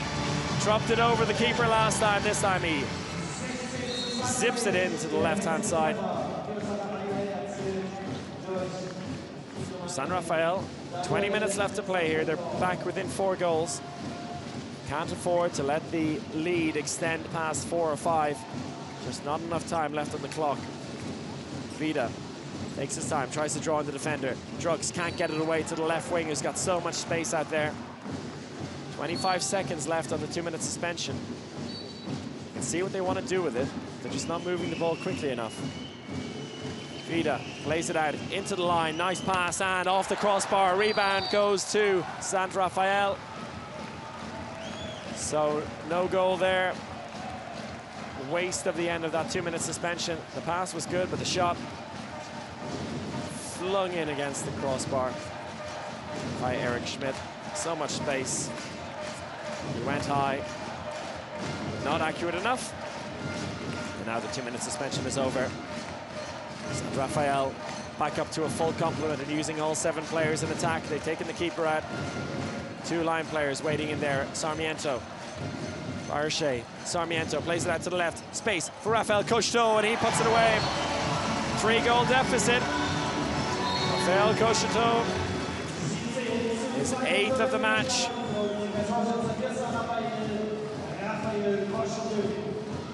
Nice pass in there as well, and he, like I said before, he doesn't need too much space. Just needs a step, and he's got a huge wingspan. He used every centimeter of it to whip that one past Silvio Heinevetter. 3-goal deficit. Vida, attacker foul, I think, yep. Fast break opportunity. Cocheteau collects it. Cocheteau saves Silvio Heinevetter again. He's met his match, Raphael Cocheteau and Silvio Heinevetter. He saved the penalty earlier on. And this fast break stop was just sublime. Somehow kept in play as well. Now, what a big moment that could have been. He just plucks that out of nowhere. Where did that right arm come from? It's like Cocheteau did the right thing. Went for the right part of the body in his shot for the right corner, but Silvio Heinevetter was equal to it, and it stays a 3-goal game. 18 minutes left to play. The EHF Cup final. Zacharson in the middle. Vida goes 1 against 1. He breaks through and he scores. Much, much better by Fabian Vida. Hasn't been so effective from the center, but right back there showed us what he can do. Shot comes in, saved by Heinevetter. Rebound is no good. That was a rush shot by Dipanda. Things could be turning again. 4 goals. Look at that. Gives him the windmill. So much space. Goes for the near post. Alexandre Demal couldn't match it. I think they'll stick with that now, with Vida and right back Zacharson in the center. Zacharson, a very capable playmaker as well. Lays it off to Vida. He tries to break 3 again. He does. He spins. Free throw. Targeting this area of the court now, going 1 against 1. Better defending on this occasion, just about, from Artsem Karlek.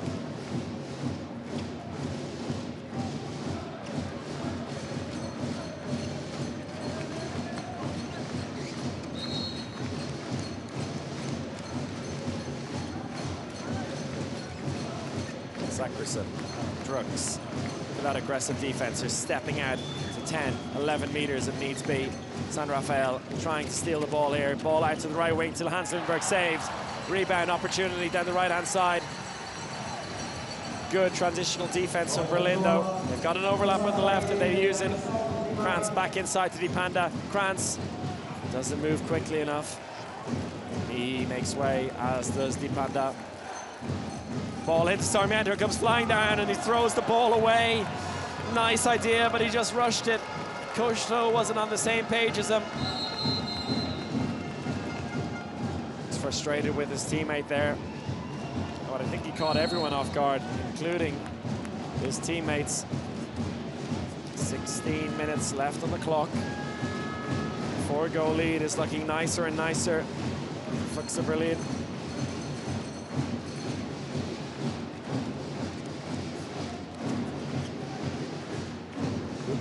In the center now. Vida is off for the moment. Paul Drugs cuts back inside. Plays it off to Zachrison. Low shot and it's in! Zachrison so quick with those shots. Excellent finish by the Swede. Ball across and that's nicely put away. Good handball down the other end by Barochet.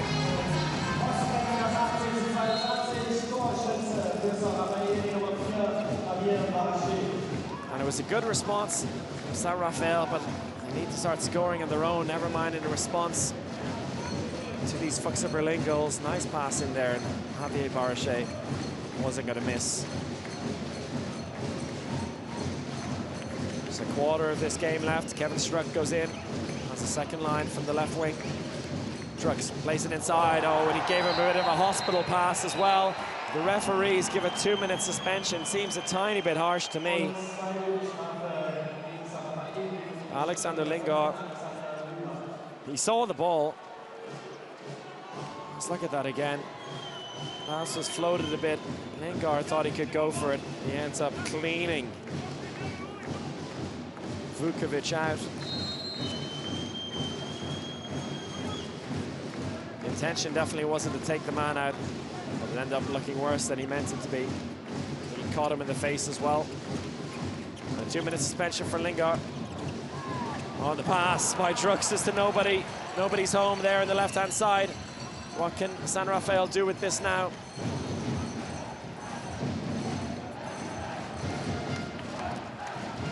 Slow things down, set it up again. They've taken Cousteau out for the moment. Alexis Antrote sees some action on the left wing. See what he can come up with. Sarmiento brings Karolek into play in the switch from the line. Abili runs into trouble on the right-hand side. They need to move it to the left here. Ball into the line is almost good. Eventually finds its man. And a bit of handbags there between the two sets of players. And of course, Silvio Heinevetter is the one to clear it all up. The peacemaker, Silvio Heinevetter, believe it or not. Look at that one again. The idea was good. Goyon was a beaten man. The referees blew the whistle before. And they clash after Karolek lands on Goyon. In the end, just a bit of handbags. They'll continue. No harm, no foul. Still a 4-goal lead for Füchse Berlin. And a 2-minute suspension as well for them. We'll see what Saint-Raphaël can do with it. Shot comes in, and that's much, much better. Javier Barochet, 2 in a row for him. So important for him to find his way into this game. And he's doing exactly that. Sneaks it in past Silvio Heinevetter.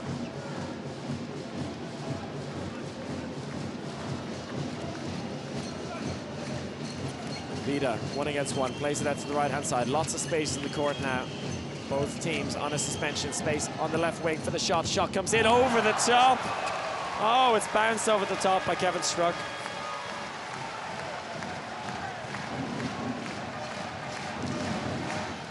So much space to play with. Let's look at it again. No, it's Eilison, sorry. Kevin Struck has taken off. It's Bjarki Eilison. I apologize, Kevin Struck. Not your fault. Bjarki Eilison came back on. And he was the one that bounces it over the bar. Barochet slows it down. Saint-Raphaël back to full strength now. They're a man up. Ball out to the right wing. There's space for the shot. Shot comes in, saved by Silvio Heinevetter, and the rebound stays with Füchse Berlin. Silvio Heinevetter. Save after save in this second half. He's so important. Didn't have a great game yesterday, and it was Peter Stockel who came in and saved the day for Berlin. But it's the main man between the posts who's the hero so far today, as Berlin hold a 3-goal lead with just over 12 minutes left on the clock. 25 seconds left on the 2-minute suspension for Berlin. They've killed this penalty quite well. Vida in the middle. Vida skips to the right. Zackerson has some space, cuts it back inside. Lindberg goes in as a second line. Looking to open up some space on the left-hand side for Drux. Drux back into Vida. Vida comes back around the left as well. Drux goes 1 against 1. He somehow gets through and earns a penalty. And De Mile doesn't agree with it, but when did he ever agree with it? Vida with that pass out. And Drux looked like he was in huge trouble there, but somehow manages to keep his arm free. Breaks through and earns the penalty. It's Hans Lindberg. Step up to take it. Lindberg. Saved! Alexandre De Mile.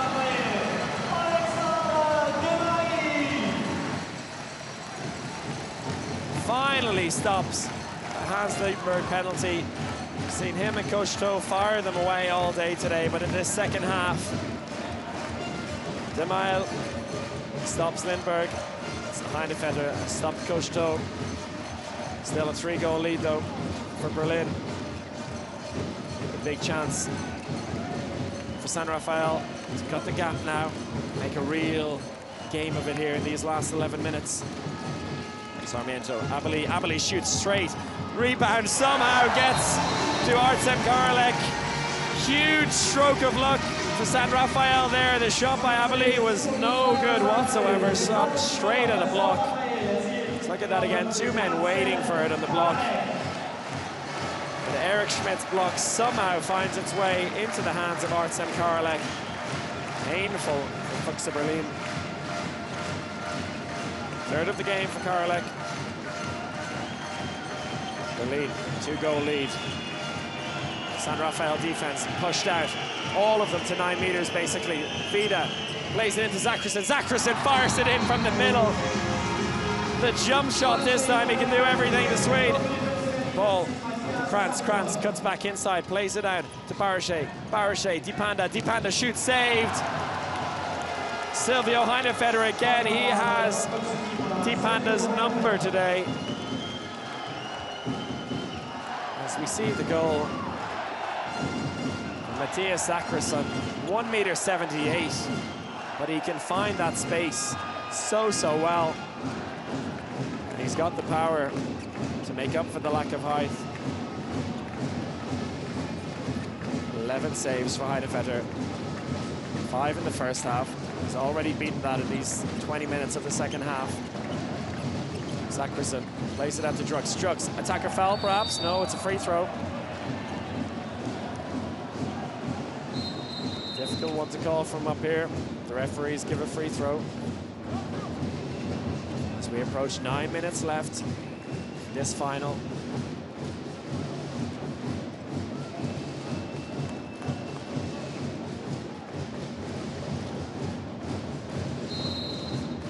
Get going again. Drux into Zackerson. Vida drifts into the middle now, looking for a bit of space. Oh, the ball is through, but they're holding back, and that'll be a 2-minute suspension, I think. Yeah, 2-minute suspension for Alexander Lingard. He was well and truly fooled there by Fabian Vida. Tried to pull him back. He just earned himself his 3rd suspension of the game, and that is it for him. An early bath for Alexander Lingard. There's the red card. Totally unnecessary. On the bright side for him, just giving away a free throw instead of a penalty.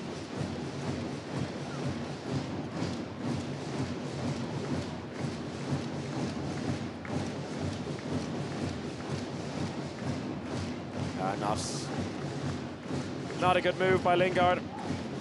Zackerson then at the same time wanted play to continue, as you see him packed in there among the fans.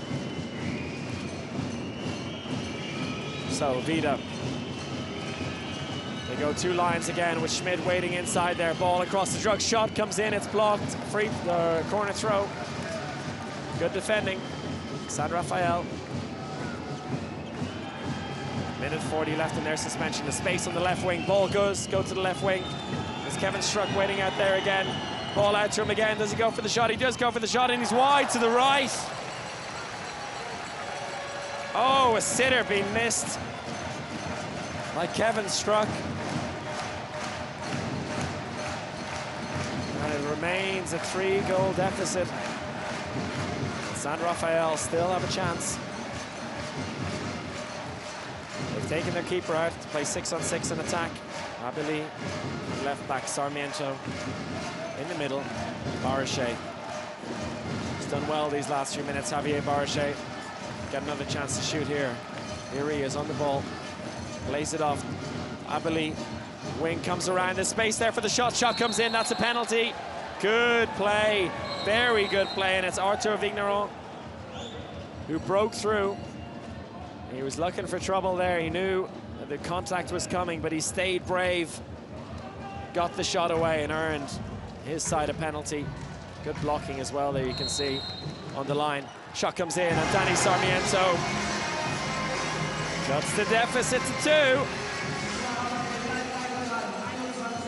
2. 3 out of 3 from the penalty line from Daniel Sarmiento. This time slices it through Heinevetter's legs and sends him flying back in to his net. Nice shot there. 20 seconds left on the Saint-Raphaël 2-minute suspension. They dealt with it pretty well so far. Vida has space. He plays it off. Almost stolen. Space in the left wing for the shot. Shot comes in, and it's in this time. Kevin Struck makes up for the previous miss. 3-goal lead again. First goal of the game for Kevin Struck.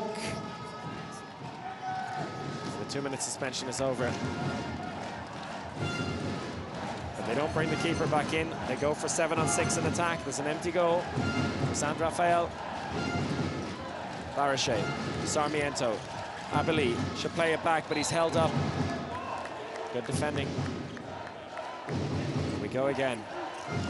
Abili, Sarmiento has to look around, drifts out to the right-hand side. Barachet, Sarmiento tries to go it alone, eventually moves the ball, but it doesn't go out to Cocheteau. Waiting there, wanting the ball. Sarmiento plays it into the line, good defending. Oh, somehow gets out to the right wing, and it's in! Beautiful pass, and a great finish by Arthur Vigneron. 2-goal deficit again. Not sure how that ball got out there, but it did in the end. Excellent pass by Geoffroy Krantz. Retiring at the end of this season. And Vigneron just trusts himself and flings it in as hard as possible. 3rd goal of the game. He's done well, the boy, from the right wing. Well, the ball almost thrown away there. And Paul Drugs, a bit too much resin on it. Still in brilliant hands. 6 minutes left to play in the EHF Cup final. Vida, Zackerson, Vida, Drugs. Drugs goes 1-against-1. Does he get free? Plays it into Zackerson, and that's just a free throw. Good defending by Saint-Raphaël. Zackerson into Vida. Drugs 1-against-1 again. This time he breaks through and he shoots through the keeper's legs. 3-goal lead again. It's just switching between 2 and 3, 2 and 3, 2 and 3. The last 10 minutes or so. Saint-Raphaël desperately need another stop. But first they need a goal. I believe. Sarmiento. Out to the right. And hold down there by Kevin Struck. Is that a 2-minute suspension? Yeah. 2-minute suspension for Kevin Struck for the foul on Javier Barrachet. Shakes his head, but looked pretty clear from up here. Let's look at it again. The arm's a bit high.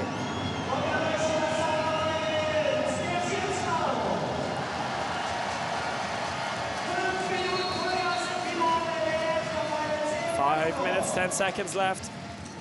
An opportunity now, a man up. Got the deficit, ball out to the right-hand side. Is that an attacker foul? It is an attacker foul. Oh, Javier Barrachet has just earned a 2-minute suspension, and then he puts it to waste like that. It's the last thing you want to see. And it's all about spreading the ball wide and opening up the gap for the line or the wings. To have your backcourt player run in and give away an attacker foul like that. Berlin. Eric Schmidt in on the line now. No goalkeeper in there. Hans Lindberg goes in as a second line. Vida plays it off to Drugs. Drugs. Fabian Vida. Vida has space to shoot. He shoots and scores. Top right-hand corner. Fabian Vida hasn't been on his top form today shooting, but he puts it away when he needs it most. And Adrian Panda responds immediately, finally finds a goal. It's had a bit of a nightmare shooting from the backcourt in the second half. This time, despite the shove from Paul Drugs, puts it past Heinevetter.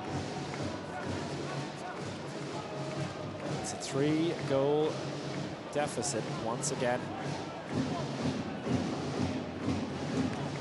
Time is not on Saint-Raphael's side. Words exchanged there between Geoffroy Krantz and Silvio Heinevetter.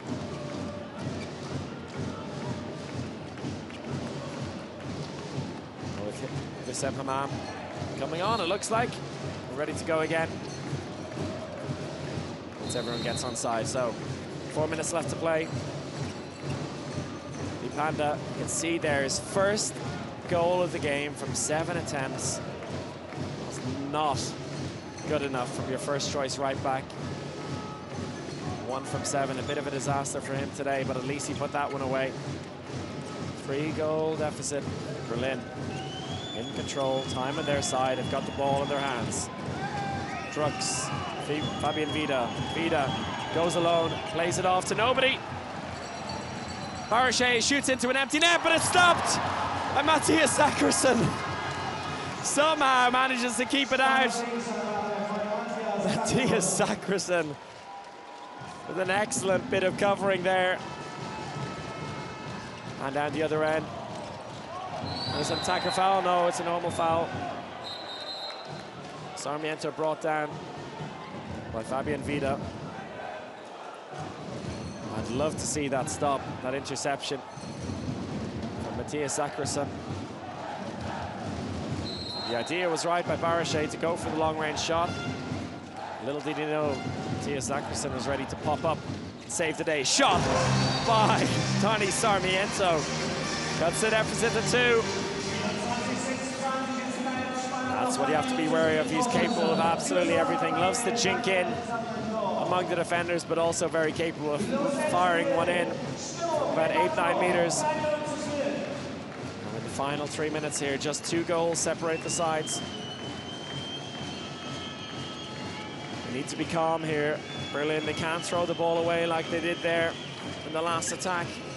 Zackerson on the ball in the middle, lays it off to Vida. Zackerson. Paul Drugs goes down the left-hand side, ball to the wing. Attacker foul called by the referees. That is not a goal. The music goes, but it's no goal. An attacker foul against Paul Drugs. This is the opportunity Saint-Raphael have been fighting for the last 10 minutes to come back within 1 goal. Barrachet held up, and a 2-minute suspension. Believe it or not, for Eric Schmidt. He's off for 2 minutes of the remaining 2 minutes and 10 seconds of this game. And How big could that be? I think it was for that shove. And Jeff Roy-Krantz in the corner of the screen, you saw him flying down there. The important thing is Saint-Raphaël a man up for these final 2 minutes, or the final, for 2 minutes of the final 2 minutes and 10 seconds. What can they do with it here? Cocheteau waiting on the wing, has to go to the wing, surely.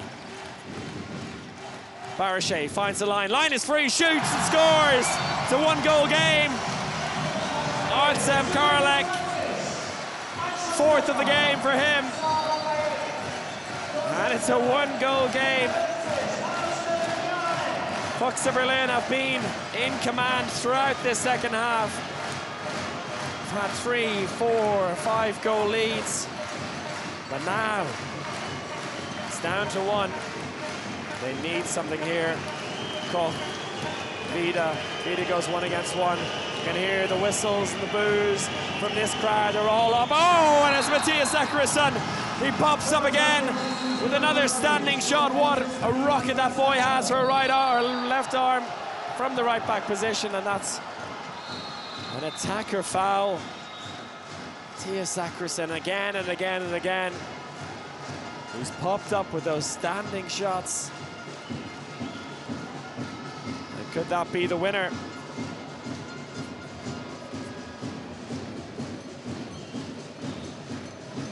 Such a waste down the other end. Saint-Raphaël give away the attacker foul as we were enjoying the replay of that goal by Zackerisson. You can see now a full court press in defense from Saint-Raphaël. They need a steal here. 1 minute left on the clock. They need something special. There's a timeout called by Füchse Berlin coach Velimir Petkovic. He's going to try and give his team the tools to close this one out. 2-goal lead for Berlin.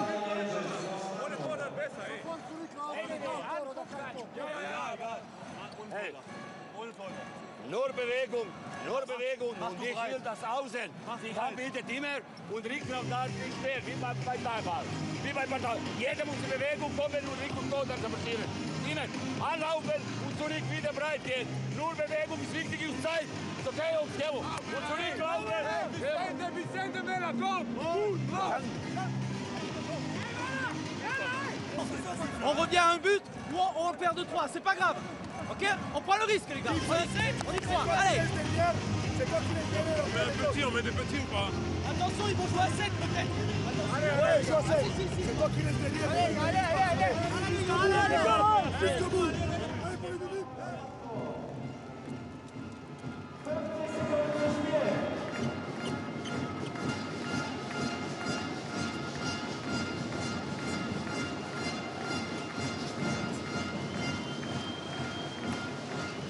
Final throws of this entertaining EHF Cup Finals weekend. It's come down to the wire for the 3rd game with 2 semi-finals. Went down to the final couple of minutes, the final seconds in one case.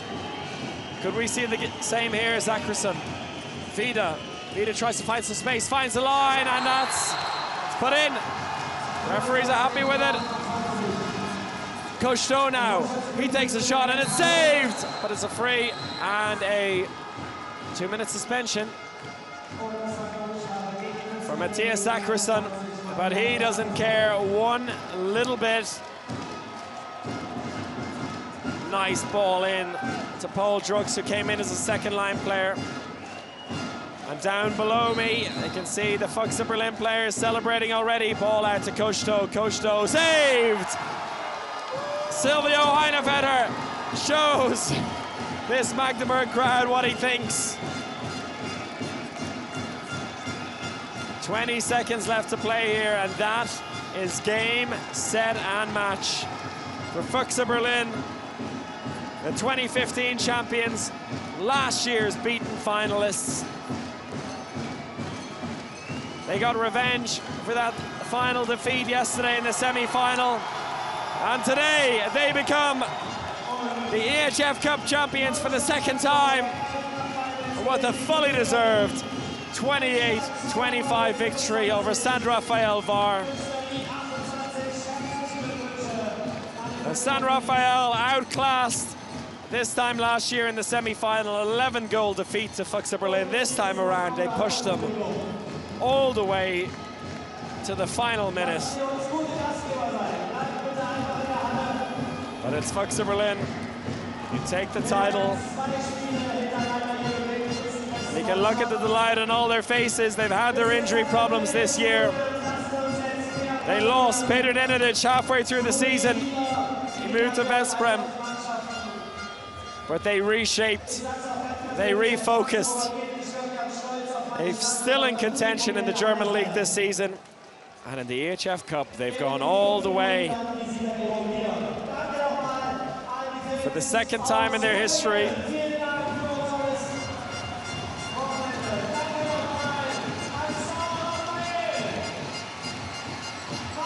And their pocket of fans in the corner. You can say they're the only fans in this arena who are up for Berlin today. Everyone else was a firm Saint-Raphael favorite.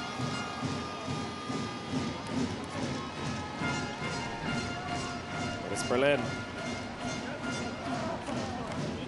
who take the title, and you can't begrudge them at all. They had a shaky start where Saint-Raphael opened up a 3-goal lead, but ever since then, they dominated proceedings. It looked dangerous for them in the final 5 minutes when Saint-Raphael worked their way back up to 1 goal, but then popped up Matthias Zachrisson. When it mattered most, he fired one in from the right-back position. The pocket rocket from Sweden.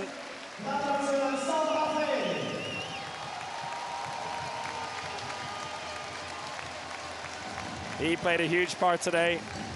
Hans Lindberg played a huge part, as he always does, from the right wing.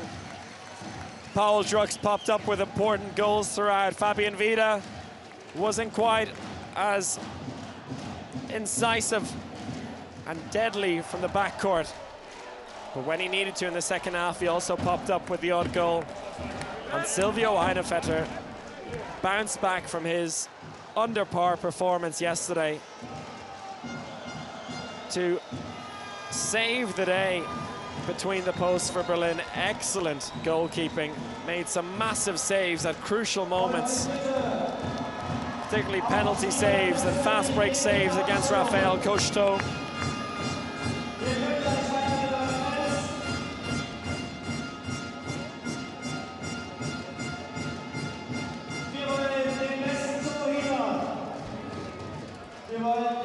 A word for that man, Hans Lindberg. Top scorer this season for Berlin.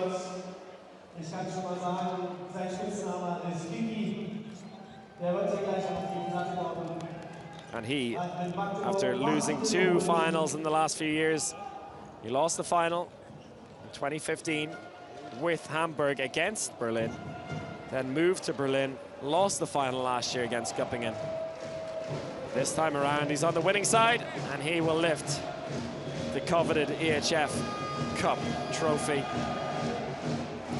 can see Ignacio Plaza there as well, injured, and Stefan Faith are 2 of the injured players.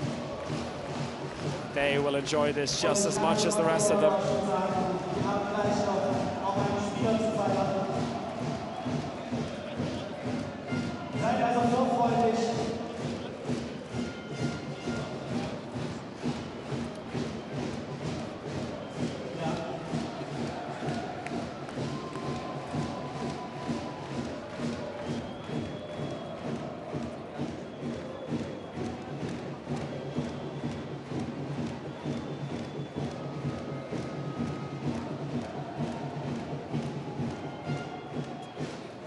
Silvio Heinevetter, the pantomime villain of this piece. Well, he kept the crowd quiet today with his incredible saves. 34 save percentage for him today. Nothing to choose between the sides at the halftime break.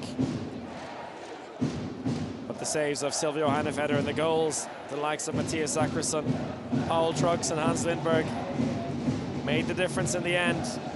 Saint-Raphaël had their chances, they just couldn't get that final goal back. And look at that, 9 goals from Matthias Zackersson, 8 from Raphael Cocheteau and 6 from Hans Lindberg. And that means that Hans Lindberg takes the top scorer trophy for the season by a single goal ahead of Raphael Cocheteau.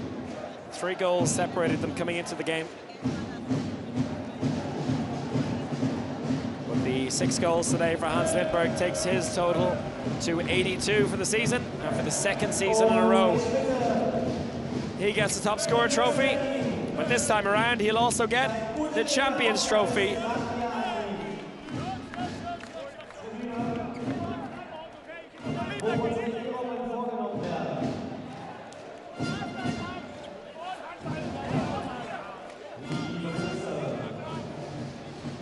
Pure delight on every single player.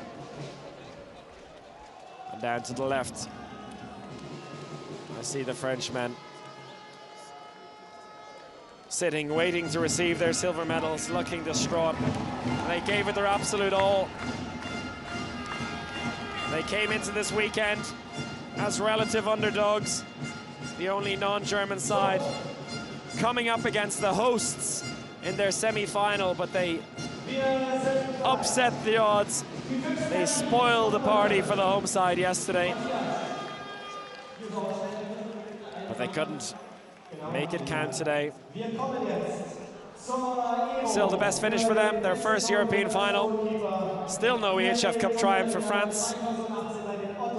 Number 19 in total for Germany. But the French teams will have their opportunity to get their own back next weekend in Cologne at the Velux EHF Final 4, where 3 French teams will be present.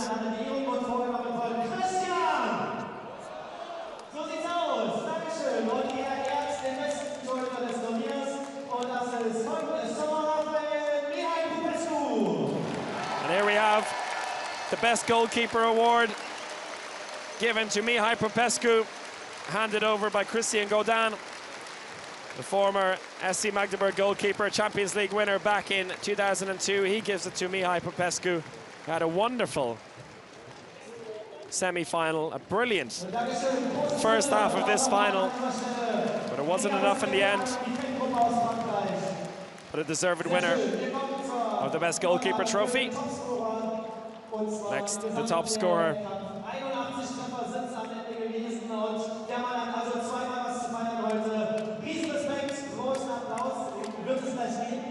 Übergabe der Trophäe wird vorgenommen vom Präsidenten des ausrichtenden SC Magdeburg, Dirk Rosmanovic, und wir Ihnen Hans Lindberg. And Hans Lindberg receives his top scorer trophy. He said before the weekend he doesn't care about it.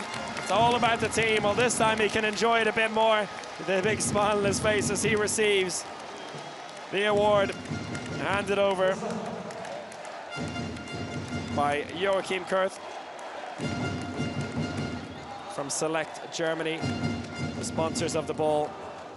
That goes to Hans Lindberg. 2 years in a row for him.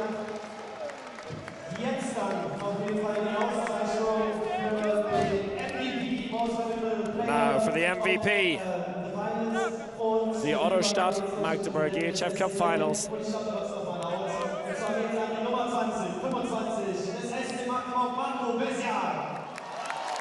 Marco Bezjak, he receives the MVP award.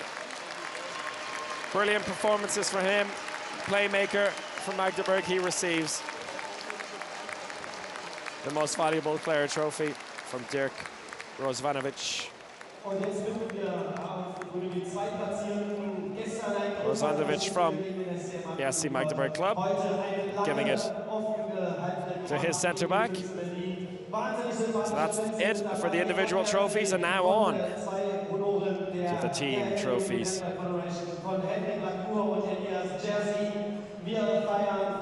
Die Zweitplatzierten bei den Ottostadt Magdeburg EHF Cup Finals Applaus für Saint-Raphaël. Now we begin with the silver medals for our beaten finalists today. Saint-Raphael Var Handball made it into their first European final. And their second appearance at this event. Last year, they finished 4th, dead last. This time, they've reached the final and they'll want to be back. They're currently 4th in the French league, which would mean they will be in the EHF Cup next season. So they'll be giving it their all to come back to this point. And the silver medals being handed over by Henrik Lecour and Jerzy Elias, EHF exec members, the EHF representatives here at this EHF Cup Finals weekend.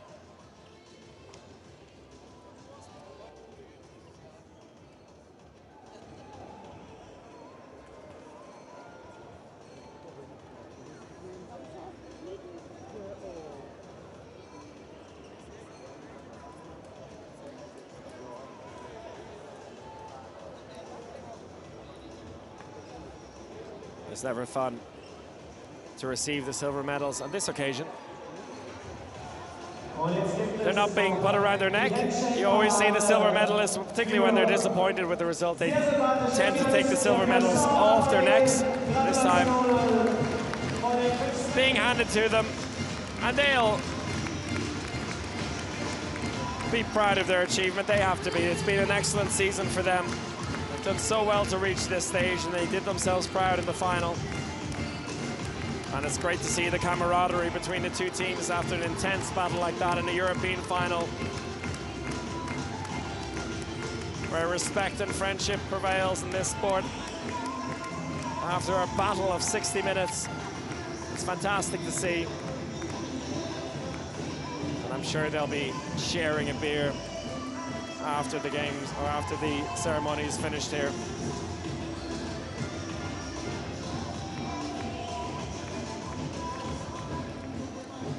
Even the mascot, even the fox is getting involved.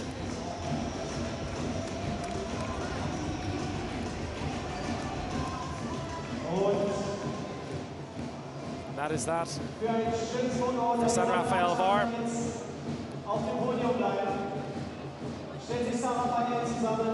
After they get their picture taken, it'll be time for Füchse Berlin.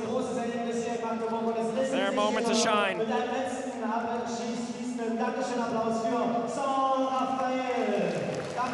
Could have been also very different for Füchse Berlin. They came so close to not even reaching this stage in the quarterfinal against Nexa Nashica from Croatia.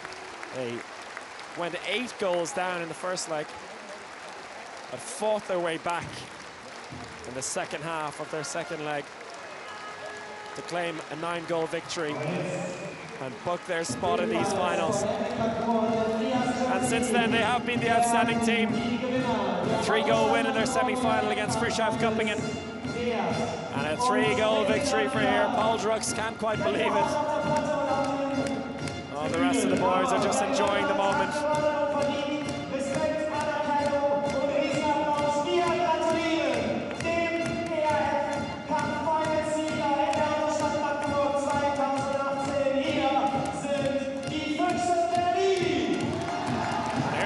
Füchse Berlin receiving the respect of this Magdeburg crowd, who for the most part of the weekend have been dead set against them. They were all Saint-Raphael fans in the final, but they respect a brilliant performance when they see it. And after going 3-0 down early doors, they fought back well, and they were in command throughout. Saint-Raphael came back within a goal just before the halftime break. Then they came flying out of the traps in the second half. Saint-Raphael knocked at the door over and over and over again in that second half, but Füchse Berlin had a response to every single wave of attack. And even in the last couple of minutes, when the deficit was down to 1, they struck back with Matthias Sakrison, which was the final nail in the coffin. You can see in the front there, Peter Stockel didn't play today. He came on for 1 penalty, but he had his moment to shine yesterday. If it were not for him in the semi-final, they would not be in this position. Today it was Silvio Heinevetter who did his job, and that's just the beauty of handball goalkeeping. It's definitely a pair. It's always a pair of goalkeepers doing the business. One is not enough in a finals weekend like this. And as they receive their gold medals by Henrik Lecour and Jerzy Elias, fans can enjoy their moment. That is the second of our 3 big weekends of finals handball here on EHF TV.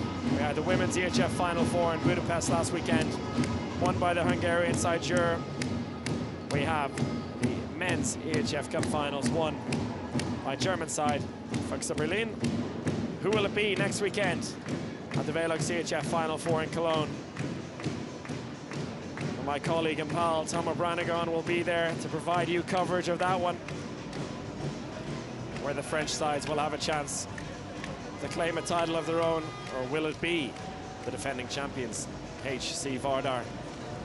We'll talk more about that next week with Tom. For the meantime, we'll focus on our champions today. 2 times winners of the men's EHF Cup now. They won on home court 3 years ago, beating Hamburg by 3 goals. They've done it again today. A 3-goal victory in the final, and the trophy handed over to Peter Stockel for the Ottostadt Magdeburg EHF Cup finals winners in 2018. Led by Peter Stockel. He's leading it, and there it is. Füchse Berlin, your men's EHF Cup champions, the 2017-2018 season. And Peter Stockel has that trophy in his hands.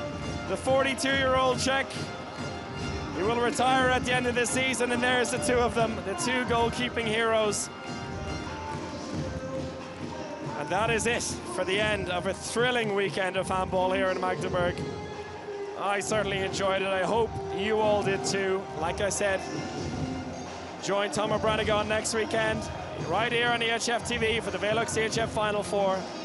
I'm going to try and grab a couple of words with the winning team, but from the commentary side, from me, Chris O'Reilly, and everyone else here working on EHF TV, it's a good afternoon. Take care of yourselves, and we'll see you next weekend.